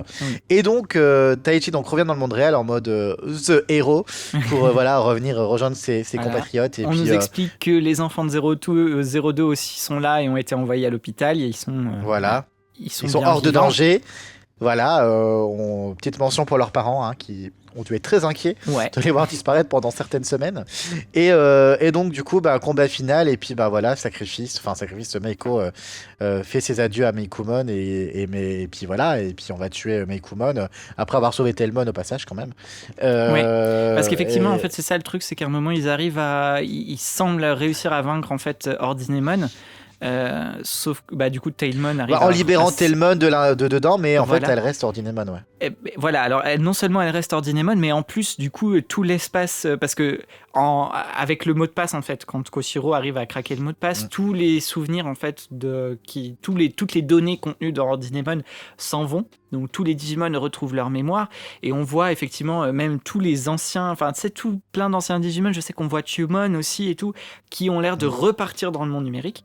Sauf que toute cette place laissée par les données qui étaient à l'intérieur d'Ordinemon sont en train d'être remplies par Yggdrasil avec des données corrompues en fait pour poursuivre la destruction du monde réel. Et là, effectivement, je crois que c'est, je sais plus si c'est Meiko ou quoi qui qui confirme ça, ou en tout cas qui dit que là il reste l'ancienne Meikumon en tout cas n'est plus là, quoi. Et Taichi dit que c'est le moment où il va falloir justement la tuer dans un discours que j'aime beaucoup. Je crois que c'est Yamato qui d'ailleurs pendant tout le début du film tient tête à Akmon, carrément en lui gueulant dessus en mode on en a marre de suivre les indications de tout le monde et de juste d'être des pions, des pantins, quoi. Ouais, voilà. C'est ça, de faire ce qu'on leur dit. Et justement, je crois que c'est là Yamato fait une réflexion que j'aime beaucoup et que je trouve justement résume assez bien Tri, c'est que ça y est, eux sont plus des enfants élus. En plus, ça rejoint un peu ce qu'avait décidé, ce qu'avait compris Joe à la fin du film 2, c'est que maintenant c'est eux qui ont pris la décision de continuer, tu vois, et que là ils vont devoir faire des choix sans écouter personne et écouter leurs propres convictions à eux. Et je trouve ça très beau. Et effectivement, pareil, cette scène où Ikari dit à Taichi, ce que tu disais, si tu veux faire ça, je te le pardonnerai pas. Donc je vais le faire avec toi, parce que sinon si je te laisse faire, je sais que je pourrai jamais te le pardonner, donc je veux faire partie de ça et prendre cette décision et grandir, et c'est voilà, bref, c'est tout ce qu'on veut voir Et dans c'est Digimon. ça, pour leur futur. Mais c'est ça, et donc du coup à la fin, bah voilà, Meiko déménage, va vivre ailleurs. On a une conclusion où Takeru raconte un peu ce qui se passe entre temps avec voilà, on reconstruit le monde réel. Sora s'est coupé les cheveux, parce que Yamato n'a pas remarqué, et Takeru lui l'a remarqué. Et donc voilà, on revient un petit avec du petit teasing de couple. Et puis on a ce mélodrame où vas-y Taichi, appelle-la, on te regarde tous en train de l'appeler. Oh là là, il a appelé Meiko. Voilà, bref. Et puis on a ce superbe ending. On n'a pas dit, mais il y a des superbes endings dans Digimon Tree. Découvrez les en VF avec ce qu'on a fait dans chacun des films. On a même fait des clips où ils chantent tous ensemble. Et du coup, ben, on se dit, mais et quoi la suite? Et juste après, c'est là qu'est annoncé qu'il y aura un film en 2020 et que 2020 ce sera Kizuna. Mais c'est vrai que la fin de Tree, voilà. Pour le coup, la fin de Tree tombe vraiment à plat. Hein. Bah, elle reste très ouverte, très ouverte. Et c'est là aussi où je suis d'accord un peu avec les gens qui disent qu'il aurait mérité vraiment un vrai épilogue, ou au moins, enfin je sais pas, ouais, un OAV ou je sais pas quoi, c'est un OAV où on revoit les enfants de Zerutu, le vrai Genai, en plus le Dark Genai qui se barre en disant ah bah maintenant on va relancer d'autres méchants, Diaboromon et les autres. Moi j'aimerais bien aussi qu'on nous explique surtout c'est l'état du monde numérique actuel, parce que on nous a dit du coup dans le 3 il y a le reboot, mais après du coup Ordinemon, toutes les données du monde numérique ont été rétablies, mais qu'est-ce que ça veut dire pour Léomon? Qu'est-ce que ça veut dire pour Ogremon? Qu'est-ce que ça veut dire pour Wizardmon? Ça, on n'a eu aucune réponse, et même maintenant, genre dans... même avec Kizuna The Beginning, on n'est jamais revenu dans le monde numérique. Non, jamais. Dans Kizuna, on y est à la fin, mais c'est dans l'espèce de Neverland créé par un Menoa, quoi. Donc on nous a littéralement rien... Enfin, mais on en revient à ce 5 janvier avec cette future série Adventure, voilà, où on va, franchement, on ne va pas refaire une série Adventure sans nous remettre dans le monde numérique, donc c'est quasiment sûr et certain qu'on va revoir du monde numérique, et donc très curieux de voir en effet, bah on verra, on en parlera à ce moment-là, mais en tout cas, on a fait finalement, bah t'avais raison, on a fait quasiment 2 heures sur Tree, mais il y avait tellement de choses à dire, et globalement, si on doit résumer, bah moi, j'ai aimé Tree, j'ai adoré Tree. Il y a des défauts, je suis d'accord, je les ai dit, mais globalement, la nostalgie, la force de ces personnages, juste moi de vivre avec ces personnages, parce que voilà, si je compare avec Kizuna ou Beginning, où finalement j'ai souvent dit que j'étais déçu de pas être avec tous ces personnages, là vraiment tous ces personnages ont pu briller à un moment ou à un autre. Je veux dire, pour avoir vraiment, en plus avec l'équipe, fait le doublage, je pense que tous on en a eu pour notre argent en termes de quantité d'apparition de personnages et de développement. Certains plus que d'autres, mais globalement c'était cool. Et visuellement c'était cool. Musicalement c'était génial. Je parlais des endings, mais chacun des endings, moi, il y a eu les remakes avec I Wish et Keep On, mais j'ai découvert Aiko Toba que je trouve magnifique comme chanson. Voilà, j'aurais aimé peut-être un peu plus de shipping, d'avancer sur les couples, parce que du coup ils ont 17-18 ans, si c'est pas là c'est quand, hein, clairement. Mais voilà, et puis les Digimon, très ravi de les retrouver. Tu l'as dit, j'aurais aimé en voir plus quand même à certains moments, avoir une vraie conclusion avec le monde numérique, mais globalement, moi, Tree, je lui mets un bon 8 sur 10, au global. Ok. Voilà. Et toi? Moi, du coup, j'ai tout dit tout à l'heure, c'est ma relation avec Tree est un peu particulière, où effectivement, au tout début, à partir du film 4, j'avais complètement lâché à l'époque de la diffusion. En faisant le doublage, j'ai découvert un amour pour Tree que je ne connaissais pas. Et maintenant, je suis revenu sur un côté un peu plus critique. Mais par contre, moi je dirais, bon là c'est con de le dire à la fin, maintenant que tout a été spoilé et que voilà, s'il y a vraiment des gens qui se demandaient s'ils voulaient regarder Tree ou pas, bah c'est dommage, on aurait peut-être dû le dire au début. Je pense qu'ils les ont vus, s'ils sont là, voilà, ils ont vu. Mais moi vraiment je dis, s'il y a des gens qui n'ont jamais vu, ou alors même tu sais des gens qui se sont spoilés, tu sais, même là en regardant, qui ont peut-être pas vu la série, qui ont vu le 1, le 2, le film 1, le 2, puis après qui ont lâché, puis qui finalement sont venus voir ce podcast-là, moi je dirais que c'est vraiment à regarder. Je dirais que c'est pas un truc à laisser de côté. Effectivement, il y a tous les petits points que j'ai relevés, effectivement, qui sont certes là, mais qui au final ne dérangent pas trop le visionnage. Quand tu le regardes, c'est vraiment a posteriori, quand tu te poses et que tu réfléchis vraiment sur ce que tu as regardé, où là tu te dis ouais, il y a quand même pas mal de faiblesses à droite à gauche, mais sinon je suis entièrement d'accord avec toi que ce qu'ils ont fait, déjà, c'était inespéré, surtout à l'époque, quand ils ont annoncé ça en 2015, c'était la folie, quoi. Certes, ça a été ce que ça a été, la diffusion, en plus découpée en épisodes, qui était... Alors, pareil, je suis un fervent avocat de si vous regardez cette série, voilà, il faut regarder sous la forme des 6 films. C'est comme ça qu'elle a été pensée, oui. C'est comme ça qu'il faut la regarder. On vous les propose en VF, en VESTFR, on vous les propose. Oui, voilà. N'allez pas regarder la version sous-titrée officielle sur ADN. Autant des fois je dis oui, allez faire en sorte de regarder pour que justement sur des plateformes officielles et tout, voilà. Autant là, Nantri, je vous dis, si vous voulez vraiment profiter de ça pleinement, n'allez pas regarder la version sur ADN, regardez-les en version film. Voilà, je vais quand même mettre un peu ma VF en avant en précisant que je trouve qu'on a réussi à faire un travail assez important où justement les choses deviennent un peu plus compréhensibles. Donc je pense vraiment que c'est une version agréable pour regarder Tree et je pense qu'il faut avoir vu Tree et que c'est pas juste un truc comme ça. Il y a trop d'éléments qui étad'éléments vraiment cool dedans. D'ailleurs, je pense que ça s'est vu. À un moment, quand on en parlait, on disait « Ah, ce passage, ça fait des frissons, ça machin ». Il y a trop d'éléments vraiment sympas pour ne pas regarder Tree. Voilà. Oui, on est d'accord. Tout est dit.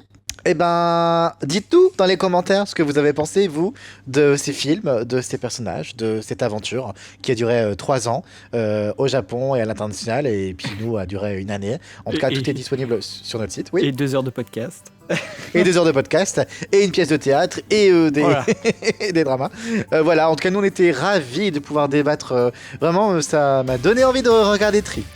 J'avoue. Eh ben, nous laissez des petits commentaires, on vous aime et on vous dit à la semaine prochaine avec peut-être un podcast ultra méga théorie révélation sur la Comic Con qui a lieu aujourd'hui. Entre-temps, partagez-nous, écoutez-nous, likez-nous, commentez-nous, tout ça. Aimez-nous. Et puis on vous dit à bientôt et écoutez les musiques aussi de Tree. Voilà, on a des clips qui sont géniaux sur notre page YouTube. Oui. Voilà, plongez-vous avec cool. Voilà. Exactement.